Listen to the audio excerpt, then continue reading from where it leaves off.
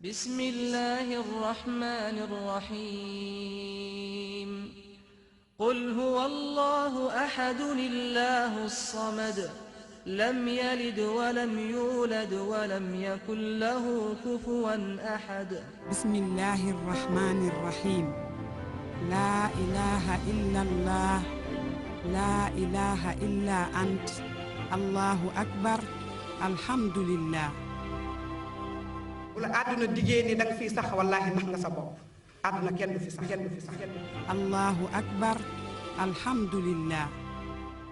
aouzu billahi mina seytaani rajim bisimillahi rahmaani rahim alhamdulilahi rabil alamin ñoo ngi sant yàlla di julli ci sangu-sangi di seydina Muhammad alayhi salaatu wasalaam mbokk ñu ngi am mbégte ñoo ngi yéen ci kattanu yàlla seen émission bi di ndénkaane ñu ngi nuyu kilifa diine yi kilifa aada yi di ñaanal way tawati yàlla fëgg seen bopp way dawlu yàlla yërëm leen ñun ñu fi desandi yàlla ñoo di fa nit wér tëri ñu ngi nuyu soppe xarit am di jàmm képp koo xamante ne bu nu àddoo ngay teewlu foo mën a nekk ñu ngi la fay fekk di la nuyu di la ñaanal jàmm sutura xewal gu sax dàkk yàlla na ko yàlla def ci yéen di ñaanal sama rakk ji Fall Njaga fi mu tëdd suufu caara yàlla na woyof ci kawam yàlla na xippee ji aljanna firdawsi ñu ngi nuyu soppeem ak xaritam kaaw ñu ngi koy nuyu jox ni yéen bi yàlla na woyof ñu ngi ñaanal ñëpp jàmm képp koo xamante ne rek yaa ngi toog jàkkaarloog ñun mbaa ji ñu déglu ci 99.9 muy Soxna FM ñu ngi lay nuyu ak suñu mbokk yi nekk ci bitim réew yëpp kenn ku ci nekk ñu ngi leen di nuyu di leen ziyaara di leen ñaanal jàmm di wax ni waxtu wi daan jotatina ànd ak ñi daan toog ci kattanu yàlla ñu ànd seeti Modou Mbacké ña ngeen bi fële ci studio 2 xool tey lan la ñu indil ci suba si comme ndékk Modou Mbacké waaw kay soxna Mama Ba ñang noo def maa ngi lay siyaar naka suba si sant alhamdulilah alhamdulilah macha mbaa allah yaa ngi am jàmm ñu ngi sant bu baax naka yitte yi ñu ngi sant yaa alhamdulilah tout blanc yi wala blanc de lait la waaw xam naa am na blanc solo de lait lay xaw a jege yëfu taalibe la de waaw yu fi taalibe la am waaye. nag taalibe xam nga lool roy ci yow macha rek allah. ndax yow ni ngay def macha allah am na naag taalibe tabaarakallah macha allah jërëjëf tabaarakallah alhamdulilah ëttu yëglekaay lu ñu wax waaw li nu wax sakkan na bi ñu jëlee yenn yi nga xam te ni bii jot nañu ko ci DTV laas bokk na ci laas dafa xëy li nga xam mooy coowal mouvement ñoo lànk ñoo bañ yokkute njëgu courant bi lan bëgg mu dakk tax ñu doon joxe ay flyers ay bataaxal yu dëxëñ ak leeral ngir bañ askanu Sénégal nangu yokkute bi président Macky Sall nguuram bëgg a yokk njëgu courant bi yëglekaay bi loolu nag moo tax ñu jàpp leen ba leen jàppee ak léegi fi ñu toll nii tembem fukki nit ak juróom ci ñoom yoon tey leen tey fi ñu toll nii boobaak léegi ay fan ndax barki démb la woon kaay bi li nag moo tax ñu jàpp ni faaw xeex bi tàng la ñuy wax ñoom seen bopp ndax lii kenn du ko bàyyi muy jàllam coot gay itam kenn di professeur Yankhoba Seydi ma nga naan nguuru président Sall dafa war a xam ni la woon waneeku na Sénégal ga woon avant indépendance Sénégal ga woon ay jamono avant 2000 léegi ñu ngi ci 2020 dafa am liberté bu am ci réew mi naam kenn du yàq kenn toj waaye wax sa xalaat mënta ñàkk yëgle kaay bi ni lii moo tax ba réew mi fi ñu toll ni tembem yëngu na ci bépp anam te itam nux yaa ngi tàmbalee bari enquête moom itam Mama Ba ñëw ci beneen coow bu lëmbe Afrique te mooy ay faux médicaments yi nga xam te ne bii mi ngi lëmbe Sénégal yëglekaay bi nee na jaaxle am na jaaxle gi mooy garab yi bon yi li muy faat bari na ba jéggi dayoo ba lool am na sax am ndaje mu rëy mu am ca diwaanu Lomé waxtaan googee mooy nun mën a def ba Afrique génne garab yi bon yi ci ab dëndam waaye du yomb Sénégal am na ci wàllam enquête def enquête bu xóot ci wàll gi man ñi xamal naa ñu fi ñu toll nii tembem garab yi bon yi moom daanaka ñi koy jaay ay boroomi kàttan lañ ci réewum Sénégal dafa mel ni loi bi li muy teeng kenn mënu ci lu bëri te sax am na ci yenn pharmaciens yoo xamante ne bii dañuy ànd ci wàllu guddi mel nekk ay complice enquête def enquête bu xóot ci wàllu googeem topp na ko ci am xëtam mu njëkk itam Le Soleil moom itam ñëw ci wàll ga ma nga naan ñu garab yi bon yi kay fi mu toll nii la muy faat bari na ndax ndekete yoo toll ci 120 000 ci ay doomu aadama muy ay tout tànk ñooy ñàkk seen bakkan ci àdduna bi lépp ndax ay médicaments yu bon nag nekku nim médicament yi sax mën naa baax waaye nan koy conserver ak it anam ba nu koy jaayee ba nga ko yóbbu sa kër di ko jëfandikoo mën na faa yàqu dem ba doon jur njombe ci yow yëglekaay bi ni lii moo tax ndaje mu yaatal Afrique woote président Macky Sall ma nga ci am ngir nag waxtaane wàllu guddi mel fexe ba génne médicaments yi bon yi nga xamante ne bi mi ngi lëmbe réewum Sénégal l'observateur tam moom maa bam dugg ci beneen coow bu lëmbe Sénégal te mooy coowal Kumba Kan mi nga xamante ne bi nee na woon dañ ko kidnappé daal di ko yóbbu ci diwaanu Linguère ma nga feeñe sax diwaanu Touba yëglekaay l'observateur topp na wàllu guddi mel ma nga naan dëgg Kumba Kan ci na kàddoom nee na kay yàllaa ko dimbali waaye mënoon naa sax ñàkk bakkanam ndax ay samba booy ñoo ko jàpp yëgle kaay bi ni borom këram it jibal na kàddoom nee na ku gërëm soxnaam la ku ko sargal la itam li xew xamoon na ni danañ ci génn ndax nag lu dul nekk dëgg mënut a yàgg ndax kumba ku ko déggal la observateur topp wàllu guddi mel waaye libération moom indi le contraire ma nga naan kumba kan kay dëgg-dëgg ndekete yoom ma nga naan dañ koo jàppoon waaye kenn mësu koo jàpp xanaa kay li feeñagut mooy bu deful ndànk ak la muy wax lu ci bari taxawul ndax daa njëkkoon a wax ni dafa dugg ci charrette jóge Linguère ba Touba waaye mujj ginnaaw bi mu ni dafa doxee Linguère ba Touba loolu lépp tax enquête bi jàpp ni kon mbir yaa ngi tàmbalee soppeekum beneen xibaar libération jox nu ko ma nga naan Kumba Kande nee woon na amul xaalis gars yi ko jàppoon dañoo jël xaalisam waaye bi ñu ko fuyatee dañoo fekk ci moom xaalis bu bari yëglekaay bi ni kon ay waxam daal kon mi ngi tàmbalee soppeekum yëglekaay loo ci mën di dégg daal ñu ngi xool ba xam mbir yi fu mu nar a mujjandi ginnaaw topp bi ñu topp enquête bu ni mel soxna moom abam Vox-Pop moom ñëw ci beneen mbir beneen soxna boo xam moom dañoo faat ba kanam anam gu dee waar dañ koo faat ba noppi daal di koy dogat bopp ba sax daa mujjoon réer waaye gis nañu ko ci beneen barab yëglekaay bi ni dëgg nga mbir yaa ngi xew fee nga xam mooy ca Koldaam ci dëkk bu ñuy wax Saare Yuba yëglekaay gi ni dëgg jaaxle am na njom bi jomeet la askan wa def ndax rey nit ba noppi bopp ba ni meng dañ koy gis Sénégal bariwut Vox-Pop xëy ñu xibaar bu ni mel soxna Mama Ba métti na Modou Mbacké mi rey yi bëri na métti na torop kenn xamul li lan la doy na waar lool vraiment day dem sax ba sa yaram day daw billaahi ndax da ngay xam ni réew mi fi mu toll léegi moo day waar ndax barki démb la woon Thiès ab xale bu nu faat bakkanam waaw ñuy deeta waaye nga dégg ko Ziguinchor ca fekk yàgg na fee am tey mu amaat keneen ku nu faat ba noppi daal di yóbbu bopp ba maanaam jëf yi moo day waar lool fekk lu ko jiitu yaa ngi dégg barki démb ca Touba ay ñaari xale yóbbu nekkoon ci benn chambre ci benn néeg ñu daal di leen di faat ci anam gu day waar ba léegi enquête baa ngi yooyu ki ko def xamagun kan la waaye daal loo ci mën dégg moment ba ñàkkum karange bi moom léegi Sénégal mi ngi bëgg a jéggi dayo ba xanaa delluwaat rek sensibilité ndax li wér ci wóor mooy c'est vrai police gendarmerie ñu ngi fi waaye lay xew ci biir kër yi neexul lijjanti moo tax daanaka léegi jéem a defar nit ñi xam naa mooy tane ndax nag ku dem ba xamoo fa nga jëm dëpp dellu fa nga jóge woon mooy dëgg jéem a def ci nit ñi daal dara ci ay jikko ngir ñu soppi doxalin waaye itam di fagaru nag nit ñi bu ñuy dëngee ñii war tam yor njaboot nañu gën a fagaru ndax jàpp naa ni mbir mi doy na waar léegi ba jéggi doy na waar xel du dal doo génnee sa xel du dal boo toogee sa biir kër sa xel du dal yéeme na lool yàlla nañu yàlla muccal amiin tabarkal leneen di nga ne garab yaay bon yaa ngi ne xus si dëkk bi kenn xamul fu ñu koy waxee waaw ab étude la ñu wax ni 120 000 ci ay ndaw ñooy faatu ci àdduna bi te loolu kon Sénégal am na ci wàllam bu mag ci Sénégal sax way xool dafa doon moom itam célébé yoonu trafiquant de faux médicaments yi ndax gis nga lañ ci jàppoon bu yàggul ci Amadou Wuri Diallo mañ ci jàppoon ñu ne erreur judiciaire moo am ban daal di koy gracier lu ci mën di xew indi woon na coow président Sall nee na dañ koo jumloo lu mën di xew daal yooyu yëpp day indiwaat question yi gars yi di poser tout le temps mooy que ni ndax li war a am ci xeex dëgg mi ngi am xeex nañ war a xeexee mbir mi teg ko ci yoon ñi war a contrôler di contrôler bu waree jaar tam ci barab ba ci fan koy jaayee pour man garab wërta doon rek nan ko jàpp ci frontière bi wala min ci oto mais même pharmacien bi ñu daal di jox agrément war nañ koy xool kiy jaay garab ci awul ci yoon fu mu ci mën a doon dañ ko war a xool amul kër bàcc wala kër maa sàmbam dañoo war a xool lépp lu mañ doon ndax garab gu bon li muy yàq dafa bari ci doomu aadamam ci amul kenn ku nu war a mbubboo ci Sénégal bay def lu noona ndax ku mañ doon ko koy mbubboo daa mësa bëgg ak njub masa bëgg jubal ci am réew te loolu jàpp naa ni kilifa yi war nañ cee taxaw bu baax a baax bu mag a mag a mag cant ak ngërëm ñeel na la gërëm naa la bu baax a ñu ngi lay ñaanal kendal ak jàmm barakalla macha allah jërëjëf kooku mooy Modou Mbacké Niang moo indi doon li nga xamante ne moom mooy li ëttu yéenekaay yi indi tey moom la ñu xëyee ñoo ko déggandoo faram-fàcce bi xam naa 13h lay doon incha allah kon ñu ngi koy jaajëfal yal na yàlla fayal ñu ko di wax ni ñu ngi àndaat ak mbokk yi nga xamante ne ñoom lañ tàmm ànd ak Thiam noo def Thiam. maa ngi lay ziar yaa sens na de. naka yi tey na mun naa naka yi tey mbaa yaa ngi am jàmm. maa ngi sant ana Alburi mu ngi si jàmm ana sa wujj bu ndaw ba. waaw seytaane bi. mbaa mi ngi am jàmm seytaane mu ngi si jàmm jàngi na ñu ngi sant yàlla bu baax. namoon nañu la semaine bee da ngaa bëroon. waaw xam nga dama amoon moom patron nga bu la neexee xëy bu la neexee doo xëy si. walaay bopp la bëruma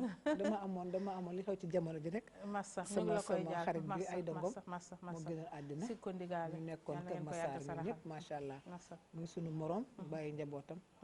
waaye nag loolu yàlla dogal waaw kulli nafsin saay xatil moo ti mu metti lool ndax suul sa doom ci koor gi ñëw rek yow tam nga dem metti woon na nit ñi saalit nañu lool waaye dañ après ñuy delluwaat suñu xol suñu xel yëpp ci suñu borom ñu koy jaale naar yëpp ndaxte borom këram naar la Sidi Bia Fall moo nekk kap di ko jaale jëmb di ko jaale Liberté 5 gépp di ko jaale metti na Liberté 5 la dëkk dem sëy Kër Massar metti na fu metti ya mais ku xool saaba yi ak yonent bi sallallahu alayhi wasallam ñëpp dem dañ naan bu teewee rek metti mais après da ngay delloo sa xel ci yàlla loolu moo tax metti woon na yal na ko yàlla yërëm te yeexe ko di ko billaay amin wallaay di la nuyu nag bu baax loolu rek la woon waaye nag maa ngi woon toog dama woon sax tey du ma ñëw waaye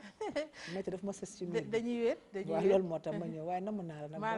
la raw naka Racine mi ngi ci jàmm Racine mi ngi ci jàmm alhamdulilah ñëw na waaw doo ko sama yóbbante yow tamit Racine mi ngi lay seetaan de da lay dégg de saa yu pare ne la mer Thiam ma ne ko din da ngay xëy rek gis ko waaw kañ kon fan sax dina ma gis nag day xëy rek gis ko su ma jëlee congé nag dina ma gis kon jeex na kañ ngay jël congé yow fan nga toog bay jël congé nag yow tam Thiam non man kilifa laa du ma jël congé waaw déglu nga revue de presse bi déglu naa ko maa ngi nuyu Laype sama lébu di nuyu ci Rosalie mi waaw xam naa dañ koy maye fan yi sax macha allah amin waa ji nee na man maa yor affaire maire bi maa ko yore amin ñu koy may man ne ma revue de presse li ma si jaaxal rey billaay dafa métti de dañuy ku rey nit dagg bopp bi ñu teg bopp bi réer waaw loolu xaw na ma jaaxal métti na trop ak tam ñi ñu jàpp tamit daal nañ leen bàyyi ñu doon joxe ay flyers ñu jàpp leen yóbbu leen ci kaso bi président ne leen bàyyi parce que fii ku xool kaso xam ni kaso neexul te lu waay di def boo ko xoolee sa bopp rek nga xam ni baaxul na leen bàyyi te moom moo fi nekk na leen bàyyi rek comme dañuy riposte naa ndax lii moo tax ñuy nañ leen bàyyi yu ñibbi ndax am na loo xam ne sax da ngay indi sa bopp noonu indi sa bopp ñu lay mere te fekk jaru ko nañ leen bàyyi ñu wax li ñu war a wax jànkonte li ñu war a jànko joxe flyers wàññul dara de non kenn ci jàpp waaw bu dee ci loolu lañ yem loolu la dañ maa dégg ñu dañu joxe ay flyers ñu jàpp leen yóbbu xanaa yemuñu ci loolu ndaxte DTV ma gënal RTS jaruñu la yóbbu fële Sénéra am de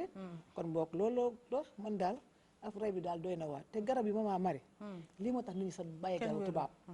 ñu bëri bëggatuñu garabu tubaab ndax yii naka ngay xamee garab gu bon garab gu su yàggee ñu indi la ni ko dans 2 ans lay jeex fekk jeex na ëpp na 20 ans nga naan ko mën la beneen problème moo tax nit ñi bëggatuñu sax garabu tubaab te ñu saytu ko suñu njiit dañu war a saytu garab yi man nu ñuy def ba garab yi dugg ci réew mi te xam ne baaxul ñu koy utiliser li Cheikhu naa naan lépp état la tey moom yéen la moom vraiment moom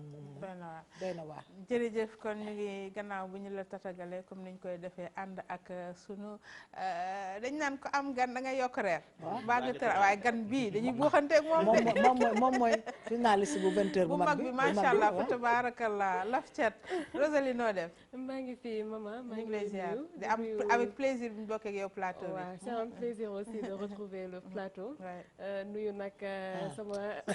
xam na ma dañuy bokk ay plateau surtout fële gis nga waaw xam na nuyu mère Thiam nuyu tamit Lay Faye voilà di leen nuyu di nuyu ñëpp ñi nga xamante ne ñoom ñooy seetaan Ndenkaane te di ko safoo déglu nga revue de presse bi waaw jàpp naa si nag ñeenti point mais damay commencer fi nga xamante ne foofu la Modou Mbacké jeexalee mu di faat gi ñu faat ndaw si ca Kolda mu nekk loo xamante ne dañ koy faral di gis mu commencé bëri fii ci réew mi dañuy toog sax bay laajte fan la réew mi toll est-ce que Sénégal lañ nekk donc ay questions yoo xamante ne dañ koy poser saa su ne donc waaye day poser également le problème de la sécurité fii nii ci réew mi kaaraange bi manqué boo xamante ne war nañ ci gën a taxaw te du yem rek ci ñi nga xamante ne ñoo di nguur gi certes ñoom ñoo ñu gën a war a sàmm mais war nañ ci yokk également ci biir kër gi parents yi war nañ bàyyi xel di gën a veiller ndax barki démb moo njaay benn xale bu 4 ans bi ñu faat fi nga xamante ne moo di Ziguinchor loolu tamit war nañ koo xoolaat donc problème mu sécurité bi day posé wu affaire faux médicaments yi itam ça c'est au plus haut niveau muy ci côté état bi loolu man defe naa ni war nañ ko càmbar certes dem nañ ba Lomé pour defi ji fa ab sommet ngir waxtaanee ko kon ça veut dire que yemul Sénégal rek jéggi na frontières yi yeneen dëkk yi itam ci lañ bokk war nañ mën a gën a serré li nga xamante ne moom moo di porosité frontières yi maanaam frontières yi ku mu neex dugg ñu ciy duggee dafa yomb accès bi dafa laisser aller bi daa bëri laisser aller bi dafa bëri donc war nañu xoolaat naka la ñuy dem rek ba mën a gën a saytu kaaraange boobu noonu wàllu sécurité boobu noonu parce que loolu itam day loraange plus de 120 000 personnes yoo xamante ne ñàkk nañ ci seen bakkan ci àdduna si loolu tamit nekk na lu doy waar loolu tamit defe naa ni génn na te bokk na ci li ma marqué ci kii bi kidnapping Coumba Kane bi tamit muy indi ay jiixi jaaxal ci xelu nit ñi kidnapping la woon du woon kidnapping instant bi ndaw si wax na joxe na version wam léegi après bi police génne aussi nee nañ version bu mu joxe am na yoo xamante ne san colpa defe naa ne il est temps ñu bàyyi police mu def liggéeyam ci nu mu waree pour ñu am information bu leer ci li nga xamante ne moom la loolu na mbir yi demee et puis itam lépp day dellu si waat ci wàllu kaaraange dina ko waxee donc defe naa ni kaaraange moom moo sooxe fii ci suñu réew te jot na ñu gën ko xoolaat ñaan rek ñi nga xamante ne nag ñoo bokk ci ñoo lank 15 yi ñu jàpp ngelawaay ñu bàyyi leen ñu dellu seen kër cause bi c'est louable hausse de l'électricité moom la ñuy xeex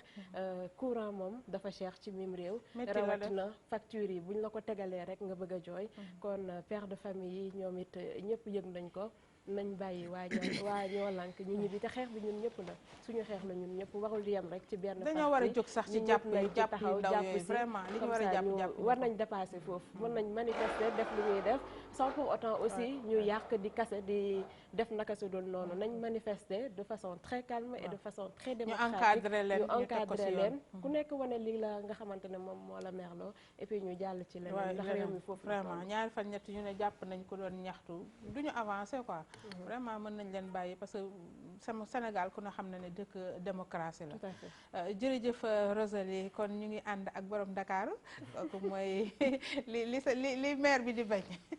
Faye Ndiémé noo def maa ngi fi mbaa yaa ngi am jàmm sant yàlla namoon nañu la maa la gën a namm naka week-end bi ça a été waaw alhamdulilah ça s'est bien passé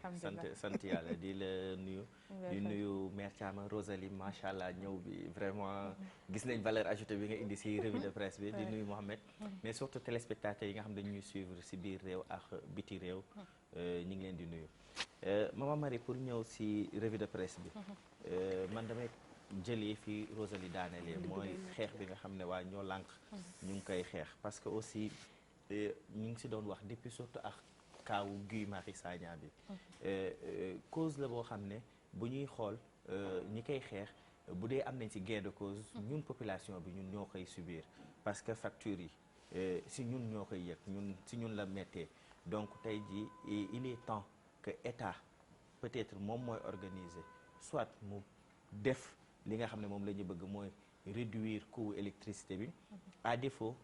comme un état démocratique ñu bàyyi ñi nga xam ne moom mooy population bi ñu manifester seen colère ak seen ras-le-bol effectivement Rosalie wax na ko manifester ne veut pas dire mu nekk ay toj mu nekk loo xam ne day dégénérer mais au moins on va montrer au peuple on va montrer au monde entier que ne peut-être am na loo xam ne teg nañ ko fi te population bi wala majeure partie de la population bi ànduñu si te liberté bi nga xam ne am nañ ko de manifester ñu manifester de manière vraiment positive aussi man ñoo lànk bi je me dis que cas gi aussi dañ see war a taxaw wax si parce que aussi benn sénégalais la bu doon manifester mënuñu tëj ko ba pare fàtte ko parce que il est laissé à l'oubliette donc faw aussi ñun aussi nga xam ne ñun la doon xeexal ñu xam ne vraiment am na koo xam ne bokk na si ñun mu représenté woon peuple bi ñu jéem a xool de manière pacifique nan la ñuy def ba mu retrouver liberté am comme ça mu mën a continuer li nga xam ne moom mooy liggéeyam kaawu Coumba Kane bi nga xam ne moom la ñu ne woon dañ ko kidnappé xam nga le plus souvent fii ci Sénégal déballage à chaque fois que yenn problème yi am déballage day am parce que du ñu xam qui a tort et qui a raison parfois da ngay dem mën na nekk ñoo xam ne dañu am droit et ils sont habilités à donner l'information ñu joxe la bonne information mais dina am ñoo xam ne ils créent l'information te moom kaawam lii ci indi doute bi mooy nee nañ dafa wax ñaari discours yoo xam ne dafa am amalgame ci ñaari discours yi parce que convergé wuñu léegi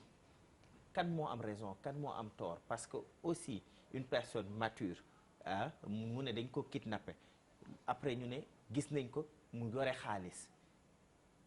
est-ce que tey jii nii amul raison parce que am na loo xam ne aussi du ay wax rek moo koy kii foofu ay scientifique ñëw est-ce que waruñu dem gisi ji obstétricien wala gynécologue ñu def xool ndax violé wu ñu ko woon est-ce que warul dem gis police ñu xool ndax amul trouble ndax menacé wu ñu ko ainsi de suite parce que parfois menace mën na dal ci nit ba nga xam ne lu mu waxoon tey ak lu mu wax démb bokkul ñu jéem a xool dem spécialiste yi ñu mën a xam réellement ce qui s'est passé mu ñëwaat ci problème mu sécurité bi juste pour terminer ci problème mu médicament yi gis nga su ma juumul defoon nañ ci sax thème parce que fii nii bu ñu doon def interdiction wu médicament de la rue yi ñuy wax problème mu officine yi fi nekk muy pharmacie yi fii ci Sénégal ba tey au jour d'aujourd'hui boo demee ci capitale bi gis nañ place boo xam ne ñëpp xam nañ ko dañ fay jaay ay médicaments au dehors est-ce que foofu lañ ko war a jaayee après tamit ñu am médicament yoo parce que même au-delà des médicaments de la rue ku ne xam na ne tey duñu chimiste duñu pharmacien mais xam nañ ne médicaments yi nu mu amee effet bu positif ci nit ki noonu la bu dee dafa dafa nekk médicament bu avarié wala dafa nekk médicament boo xam da nga ci jël plus qu'il en fallait noonu la mën a am effet bu nekk bu négatif donc à partir de là il faut que tey jii nii ki nga xam ne nekkoon na fi kii sax man mës naa ko jël directeur de la pharmacie et du médicament mu nekkoon le professeur Dieye jëloon naa ko ba mu expliquer ci plateforme bi ak li ñu doon liggéey mais au jour d'aujourd'hui problème bi nekkatul problème mu Sénégal parce que ñi ngi koy defee en dehors du pays donc c'est-à-dire que c'est un problème africain léegi de manière générale lan lañ ko war a fajee surtout au jour bu ñu commencé di wax ne tradipraticiens yi maraboutage yeex yooyu noonu baaxul donc foofu tey jii nii ñu tegal leen alternative loo xam ne moo gën li fiy jóge mais mënoo ne nit ki bàyyi sa cosaan jëlal li moderne te li moderne ñu gis ne statistiques yi joxe na lu muy rey peut-être feebar yu bëri yu garaaw yoo xam ne ñu ngi koy publicité sax reyul noonu donc tey jii il faut que ñun ñëpp ñu def table rase ci loolu ba pare ñuy am culture à chaque fois que ñu feebar ñu dem gisi ji un professionnel mu jox ñu li nga xam ne moom mooy ordonnance bu dee dañ koy jënd ñu dem ci foo xam ne fa lañ koy jaayee juste j'en profite pour dire que ne même à l'université am na promo boo xam ne samedi dañu war a génn ay pharmaciens lañ pour dire que ne tey jii nii ñi ngi def avancé donc war nañ ñoom aussi bu ñu paree ñu dem ci officine yi mais ñu gën a def campagne surtout nag au niveau du monde rural parce que foofu la gën a bëri jërëjëf Laye Paye am na solo kon ni ñu ko waxee noonu la nañ jël matuwaay yi ci war yëpp sang bi noo def Diop baa yaa ngi am jàmm nga koy téye sant alhamdulilah nam nañ la yàgg gëj nañ la gis am dëj ñu ngi lay jaar dëj bi sax ma feebar massa mbaa gaa yi ñëw seet si nañ la rek Mohamed salaamaaleykum waaleykum salaam wa rahmatulah wa barakaatu doom bëggul kenn seetu ma mais dañ xam nga yow fi mu jëm yow xam nga moom fi mu jëm doon nañ woote de macha allah waaye yow woote woo waaw man woote wu ma man damay ñëw macha allah kon tane na mais ñaanal tata ay dongo yal na ko yàlla saafara ñaanal ko bu baax a baax mooy ki gaañ yal na ko yàlla yërëm bu man dafa ne daf feebar dafa gaañu dafa fa yal na ko yàlla jéggal yërëm ziar nañ la delloo ziar mama maa ngi nuyu sama yaay di nuyu soxna Rosalie di ko dalal macha allah di nuyu mon frère Abdallah di ko ñaanal tawfiq di ñaan yàlla yàlla nañu yàlla defal ay bis yow xam nga kañ laa la nga gis le 1er janvier dëgg la dëgg la waa tey le 20 le 1er janvier waaw mais yow yaa liggéeyul nag yow yaa nekkoon dama feebar waaw yaa nekkoon te moom toogoon nañ ay jotam nga jëloon tuuti kii ñaari fi ñëwoo woon waaw le 1er janvier laa la gis fàtte nga loolu ana sama goro bi salaamaaleykum mu ne maytu neen salaamaaleykum neen mayte man dama gëj wax moo tax ana sama goro bi mu ngi fa mu ngi si jàmm sa goro yi ñu ngi sama goro waaw nee na salaamaaleykum waaleykum salaam maa ngi déglu mbokk yi li ñu doon wax ci yëglekaay yi mais li ma ci joto for juste bi may yegg si maa ngi dégg Rosalie mu ngi wax ci ndaw si nga xamante ne moom lañ faat ba pare ci anam bu nga xamante ne bu ñaaw la loolu dafay te temps yi passé ku suivre média yi tamit yaa ngi gis fële ca Casamance waa jooju nga xamante ne moom lañ ñëw ne ko sa doom gis nañ ko doomam ju réer mu ñëw fekk ñu rendi ko loolu dafay joxe ay point d'interrogation est-ce que du même personne bi mooy def loolu ci réew mi du benn place du benn lieu waaw parce que léeg-léeg neexut a wax ab askan buy demee ci li nga xamante ne moom mooy waaw dund ci ay gëm-gëm yoo xamante ne du lu benn diine bu yàlla subhanahu wa taala wàccee indi fii rek la askan bi di jëm léeg-léeg nag boo ko waxee nit ñi mën nañ la xalab mën nañ la sànni mais li taxoon yàlla subhanahu wa taala di insister yonent yëpp bi ñu ñëwee di insister ci wàllu gëm-gëmuk doomu aadama parce que gëm-gëmuk doomu aadama day déterminer li nga xamante ne mooy jëfinu doomu aadama te gëm-gëm googu saa bu fekkente ne ay xuraafaat moom la nit ki gëm dafay dem ba dafay weesu li nga xamante ne mooy bàyyi ma mooy gën a doyadi ki nga xamante ne mooy bàyyi ma kon man foofu li may lancer rek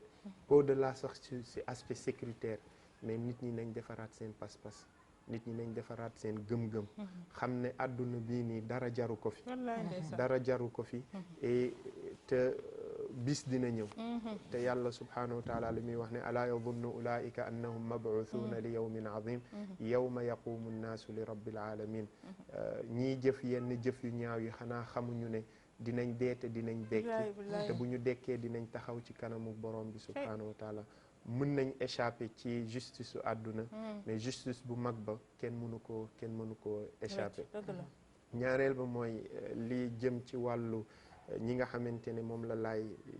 doon wax ñii xeexal askan ab askan bu ñu demee ba nit ñi sañatuñoo wax li leen metti wala ñu koy manifester askan woowu boo moytuwul ab cin bu ñu teg ci kaw taal la bàyyi ko muy suus di bax ndànk-ndànk gis nga yàlla subhanahu wa taala du par hasard ci alquran mu ñuy wax firawna firawn képp ku yore pouvoir sa mboolem pouvoir yàlla da ko dëxëñ ci firawna dafa am loo xamante ne moom la doon nootee nit ñi yàlla di ñu ko wax ci alquran mooy ne fastaxaffa qawmahu fa ataauhu dafa terroriser woon peuple am tiitloo leen ba kenn ñemewu la wax loolu moo tax mu nootoon leen te nag Omar ibn al-Khattab radiyallahu anhu dafay wax ne kañ ngeen moom nit ñi te seeni yaay bañ leen di jur dañ leen a jur ñu nekk gor gis nga askan faaw mu am ñoo xamante ne dañuy sonn pour ñeneen ñi dund te loolu la askan boo xamante ne day bu ñuy wax les guerriers ñi nekkoon ci à travers l'histoire yëpp ku ci bëggoon lal bu noo yegg yëpp kon du ñu yegg si fii nii kon dafay am ñoom ne dañuy sonn ci joxe seen xam-xam am ñoo xam ne dañuy sonn pour niital nit ñi li war a am te loolu moo dal ci collectif bi nga xamante ne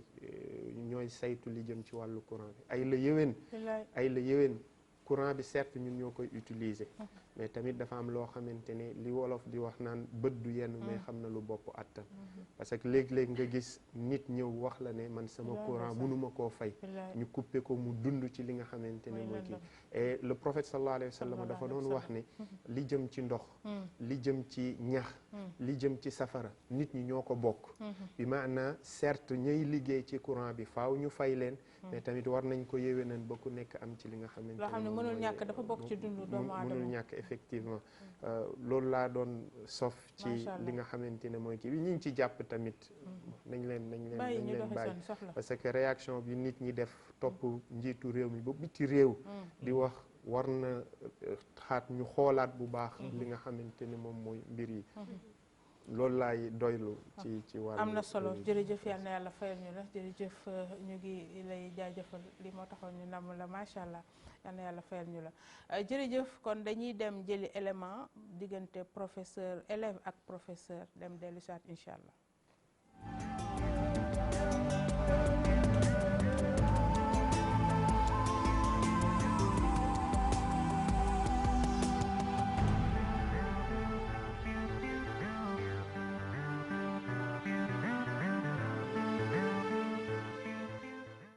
mu mel ni léegi sax daanaka lu jaadu la file ci Sénégal ñu gis ay ndongo daara di amal ay cong ci seeni kaw jàngalekat ba mujj bi kon mu nga xewee ci CEM bu Bukot nekk ci département bu Oussouye li ni mel dafa sax jéggi dayoo bu ñu sukkandikoo ci bile ndongo. bu ñu gis muy dóor prof yi dañ ko war a daax ci école parce que loolu c'est pas normal loolu laay proposé parce que benn élève warul dóor prof. bu fekkee ne nag ndongo daara boobu dafa bëgg rek ñi koy def ñu daal di leen génnee ci l'école yi jàngalekat bi ma ngay amal ay laaj ci seen ëllëg ndax ñu ne ñoom ñëpp seen bakkan ma nga ca xott gerte. man mii sax kan moo leen ko moo lay ne man suba wala léegi nii sax leer dina ma agressé mais tout compte fait moom mooy responsabilité enseignant bi si biir classe bi am na lu ñuy naan dañ ko jàng école normale gestion de la classe. ba tey bu ñu sukkandikoo ci moom mu ne li waral mbir mi bëri na. parents côté enseignant côté gouvernement parents yi léegi yaratuñu xale yi parents yi léegi dañoo démissionné parents yi léegi dañoo jox xale yi télévision moom mooy éduquer xale yi télévision bi moom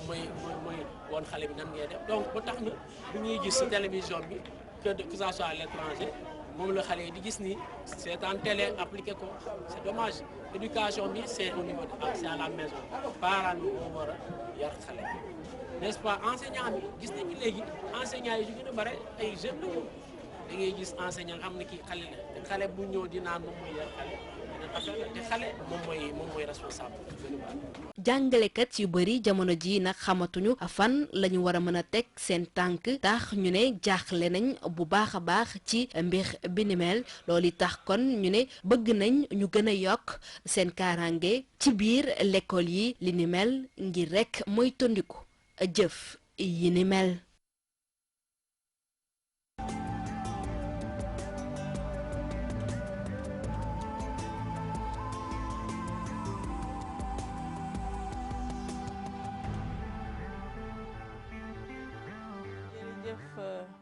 jërëjëf waa régie ci élément bu am solo boobu nga xamante ne moom ngeen ñu indil muy wax ci diggante élève ak professeur am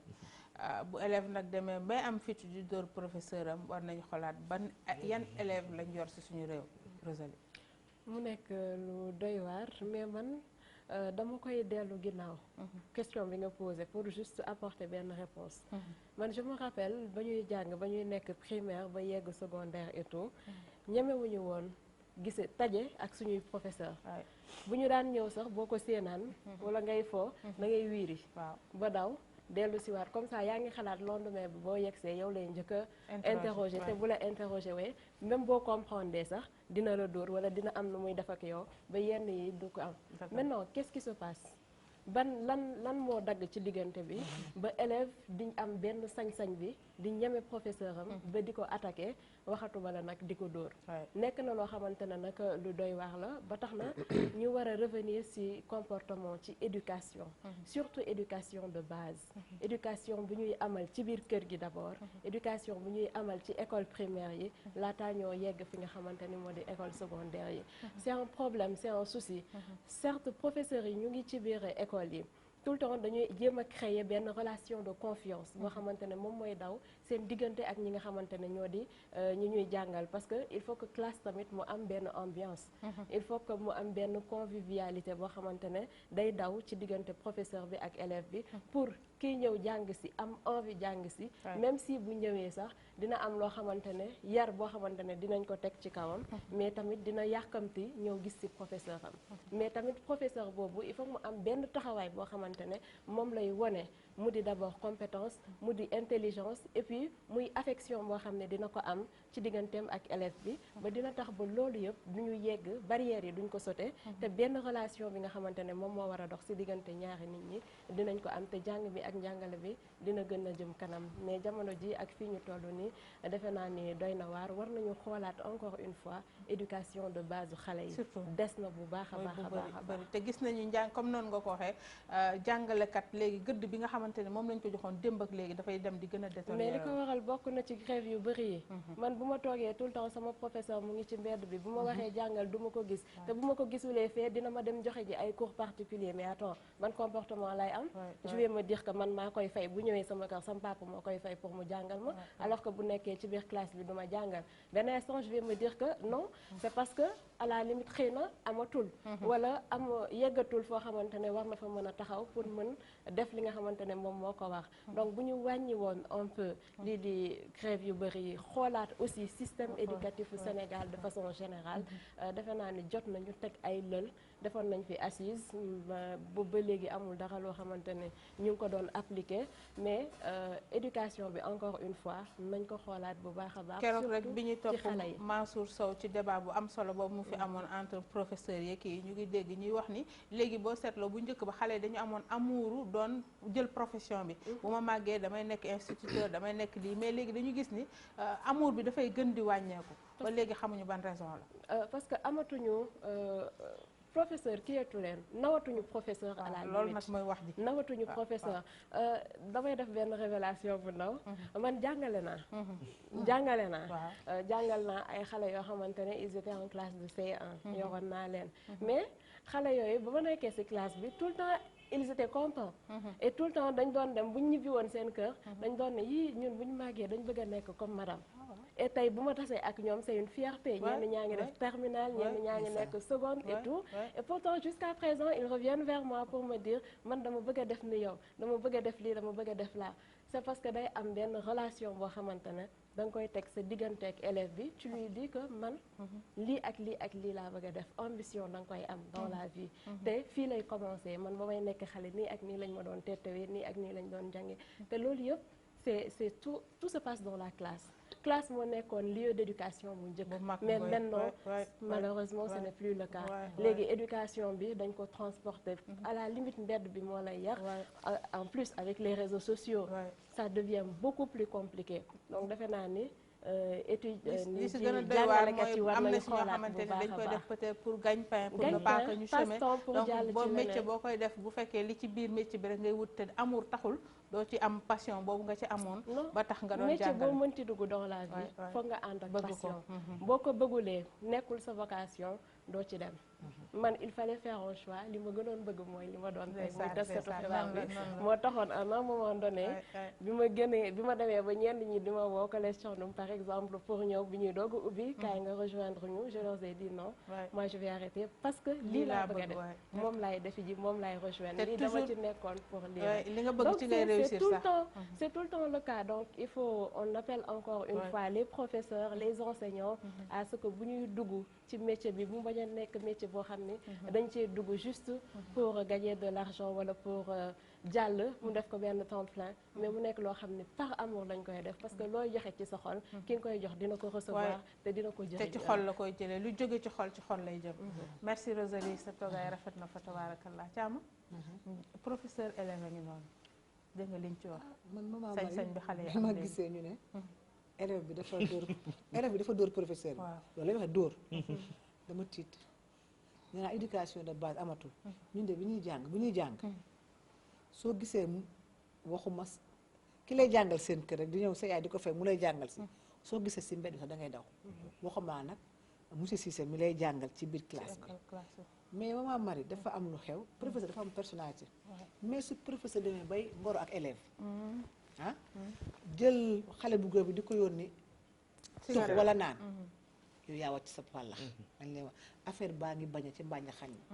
gis nga nit ki li ngay incarné da nga koy doon wax ñu nag nga nekk gaynde parce que ki nga war a jàngal jox ko xam-xam il faut am benn apaisement bu ci nekk waaye yow professeur bu guddee boo xëyee jox ma sa numéro téléphone di amonteeg sa élève bu jigéen message sa élève bu góor bi dama nga jënd li ma lii mu xam sa lépp kooku bu la élève bi dóor yaa daa tooñ sa bopp nit ki li ngay woote day nekk ci yow mooy dëgg mais léegi professeur yi léegi man danga naan sax léegi bëggatoo nekk professeur amatul xale yi faatuñu profit mais tamit moom daal doy na waar buñu demee ba professeur di xeex ak élève non benn affaire la maa ngi gis benn statut xam nga yàq de prof bi di jàng dugal jaasi kii dugal dama war a jox mayte sax kii élément boobu xam naa li lu xew ni ñu naan léegi prof yi ni lay def parce que te xool mën nañuy xeex mbolde la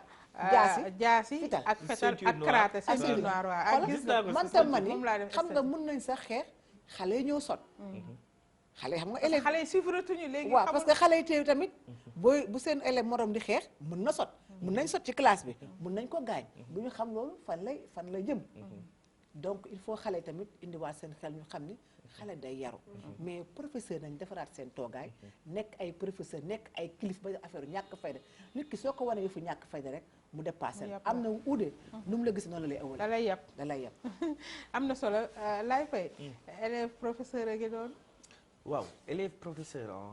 je trouve que ne relation boo xam ne relation bu war a normal la. Pourquoi bu war a normal parce que boo xoolee professeurs yi élèves yi ñoom ñooy seen famille d'adoption ñoom yàlla moo leen séddee ñooñu ñu nekk seeni ay doom. mais élèves yi aussi professeurs yi seen waajur la ñuy doon léegi nag relation boobu fan lay commencer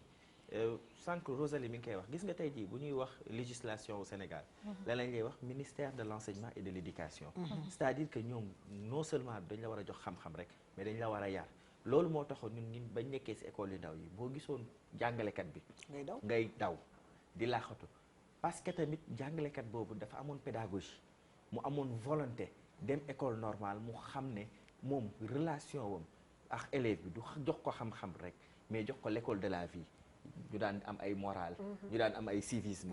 ba booy wàcce lecture c'est-à-dire que dañ lay jàngal ba les bonnes pratiques boo demee sa kër balaa ngaa tëdd nga war nga brosse war nga jël sa benn dictionnaire wala sa benn livre lire 2 pages 3 pages yooyu yëpp dañ la ko doon jàngal parce que les professeurs yi ñoom li ñu amoon comme objectif moo doon sama élève bii na réussir ñu jóge ci parce que jàng dafa yàgg ñu jóge ci cycle boobu noonu nga ñëw ci cycle moyen secondaire moyen secondaire booy ñëw ak sa certificat d'études ak sa entrée en sixième lan lañ lay njëkk a wax livret de bac ngay wut ñu ne le livret de bac mooy sa passeport bi nga xam ne sa note de conduite yëpp daf siy dem tey jii est-ce que note de conduite mi ngi amati est-ce que note de conduite mi ngi amati ñu ne le livret de bac bi moom mooy retracer sa cursus scolaire donc élève bi à partir de là il doit être conscient que moom ndekete bac bu muy wut du terminal la koy wutee mais à partir de la classe de sixième foofu la commencé war a ñëw pour créer ligne conduite am ba xam ne fii la war a dem donc xale bi am na ay relation am na comportement am na nu mu war a mel léegi nag ñu ñëw ci prof bi kan mooy professeur avant vocation la woon mais aujourd'hui bu ñu xoolee ak système de volontariat bi xew bu ñu xoolee ak les cartouchards parce que le système universitaire demee na nu mu demee c'est-à-dire que enseignement par défaut la nit ñi di def loolu moo fi nekk ñëpp dañuy dem dugg ji ci enseignement pour lan pour gagne-pain léegi yow ñëw nga dugg ci pour gagne-pain mais tu n'es pas passionné de ça les cours tu ne les prépares pas à la maison doo ñëw di def ay exercices lan ngay def tu fais des recherches nga ñëw jox élèves yi c'est-à-dire que xale yi doo leen apporter benn valeur ajoutée parce que amoo pédagogie yaa ngi leen di jàngal mais ëppoo leen xam-xam parce que da ngay copier rek ñëw coller te wutoo ay méthodes ak moyens yoo xam ne fa ngay jaar aussi il faut le dire am na ci professeurs yoo xam ne maguñu élèves yi donc amuñu maturité yow boo génnee université nga ñëw ñu jox la classe su terminale nga am 25 ans di jàngal élève bu am 18 ans wala 19 ans wala 20 ans différence d'âge yu bëriwul amul maturité léegi nag ci la yeneen relation yi di ñëw mais lu mu ci mën ci doon élève bi dafa war a xam ne professeur bi même bu dee 1 an la dans la mesure où moom moo lay jàngal foofu noonu respect dafa war a am foofu relation de confiance daf ci war a am mais professeur bi aussi il doit être conscient que ne moom rôle am mooy bu nekkee ci biir classe bi ak en dehors heure cours yi mooy il reste toujours un professeur donc dafa war a am benn image boo xam ne moom la war a yor mu nekk relation boo xam ne dafa xaw a transversale il faut que tey jii nii ni ko Rosalie waxee assises yi nga xam ne defoon nañ ko ci enseignement ñu toogaat créer garde-fou parce que tamit ma may ma une minute ma daanelee fenn mooy les professeurs les élèves parfois ils sont frustrés pourquoi ils sont frustrés du ñëpp ñoo am accès dem ci enseignement privé bi te yow boo nekkee boo amee benn année scolaire boo xam ne sa quantum horaire doo ko mës a jeexal prof bi dafay grève fii à côté ñaari école yu takkaloo muy joxe foofu cours wala mu pare di ñëw sa kër donc tey jii nii kooku noonu mënatoo ko naw am na solo jërëjëf Laye Paye yat bi am na wàllu dal seen kaw am na wàllu woo xamante ni war nga cee mën a addu macha allah entre élève ak professeur waaw man mën naa ci wax parce que jàngalekat la voilà mais juste du ma wax ci cadre défendre professeur tamit parce que élève bi élève la mais ci jamono ji li indi wax bi dees na ci mën a delluwaat pour joxe tort élèves yi parce que ci selon li ñu wax mooy ne li professeur bi def ci intérêt wu élève bi la lu indi élève bi yëg boppam ba di fekk parce que ci li ñu wax du ci biir école bi la ko kii mais këram la ko fekk kon loolu dafay tekki ne élève boobu moo am problème relation professeur jàngalekat ak ki nga xamante ne moom mooy élève relation bi relation respect la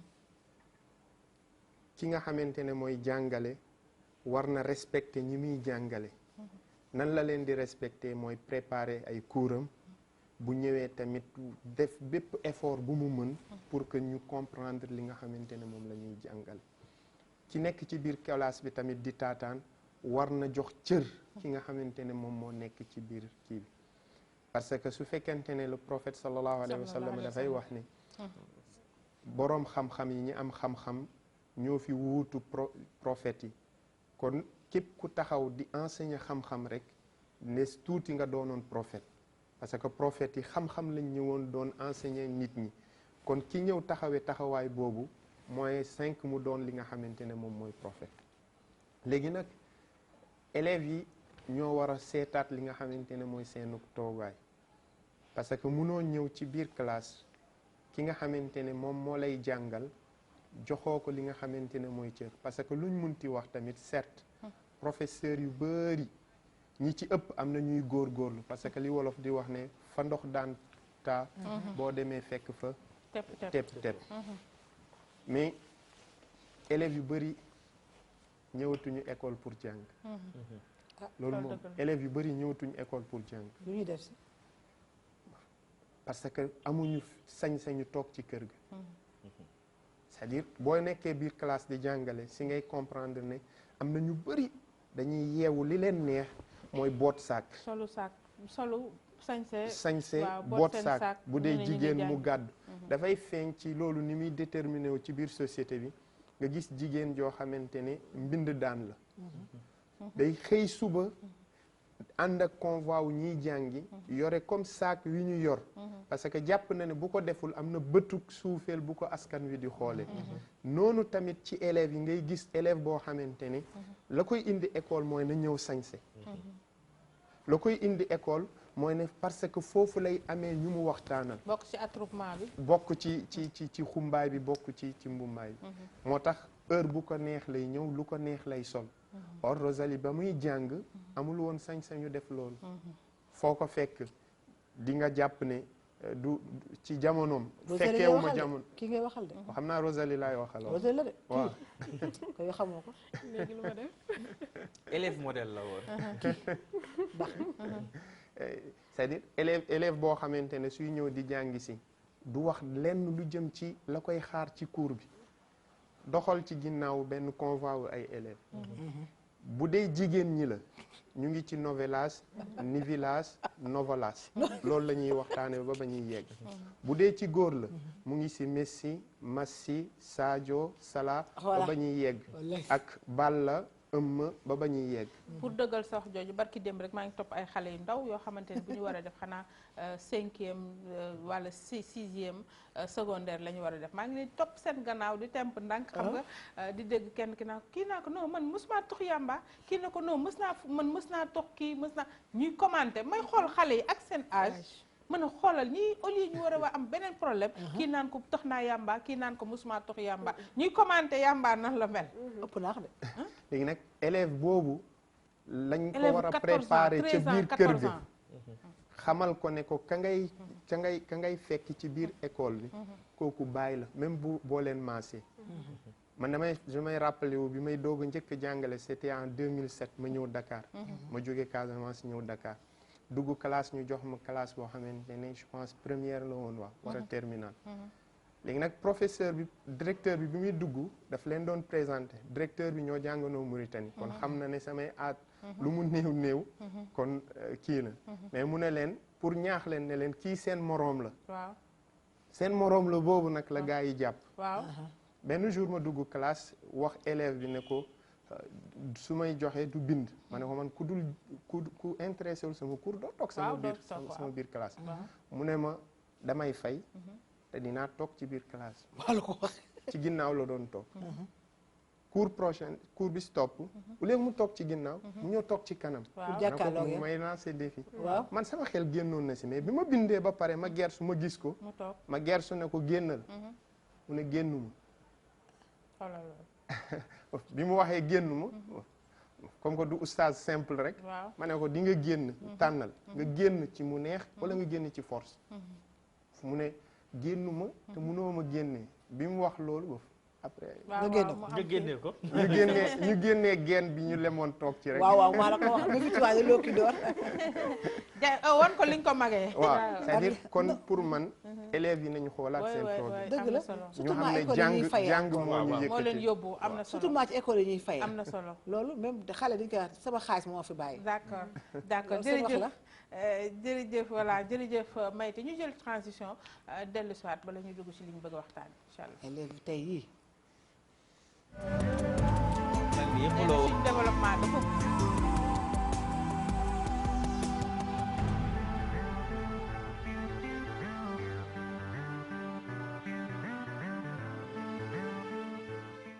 Rosalie ñu ngi lay dalalaat di la fàttali tam bi nga xamante ne moom la ñu génne ci semaine bi muy affaire crime bi nga xamante ne dañu ko voté muy loi jëm ci li nga xamante ne moom mooy viol yi waaye du fàttali mbokki rek tey bi thème bi nga xamante ne moom la ñu yëkkati balaa ñu ci ñëw nag dañu lay laaj sa xalaat ci affaire viol boobu ñu ngi yëkkati avortement médicalisé la ñu yëkkati tey moom la ñu fas yéene waxtaane waaye balay boobu dañoo génn si lu yaatu muy loi bi nga xamante ni président signé na ko voté nañ ko di maanaam képp koo xamante ni da ngaa violeti ñu àtte la àtte woo xamante ni dañu ko crime lay doon àtte crime lay doon sa gis-gis en tant que journaliste ci loolu muy criminalisation lii di viol ak pédophilie waaw dañ koy rafetlu parce que gis nañ cas yi nu mu toll ak fi réew mi toll ci jamono ji ak niñ koy dundee waaye muy loi boo xamante ne aussi am na ay réserve yoo xamante ne ñu bëri dañ koy émettre rawatina suñu càmmeñ yi mais mën nañ leen dalal ndax toll nañ foo xamante ne defe naa ni suñu juge yi mat nañ quoi que l'on puisse dire am nañ justice bu taxaw donc bu ñu demee ba criminaliser li nga xam ne moo di viol ak pédophilie defe naa ne dinañ ko encadrer def ko ci nu mu war ni ci anam bi nga xamante ne moom lañ ko war a defee balaa ñoo juger qui que ce soit balaa ñoo envoyer qui que ce soit en prison ce sera benn procédure boo xam ni dañ koy topp c'est vrai li ñuy ragal moo di kan la ñu violé naka lañ koy xamee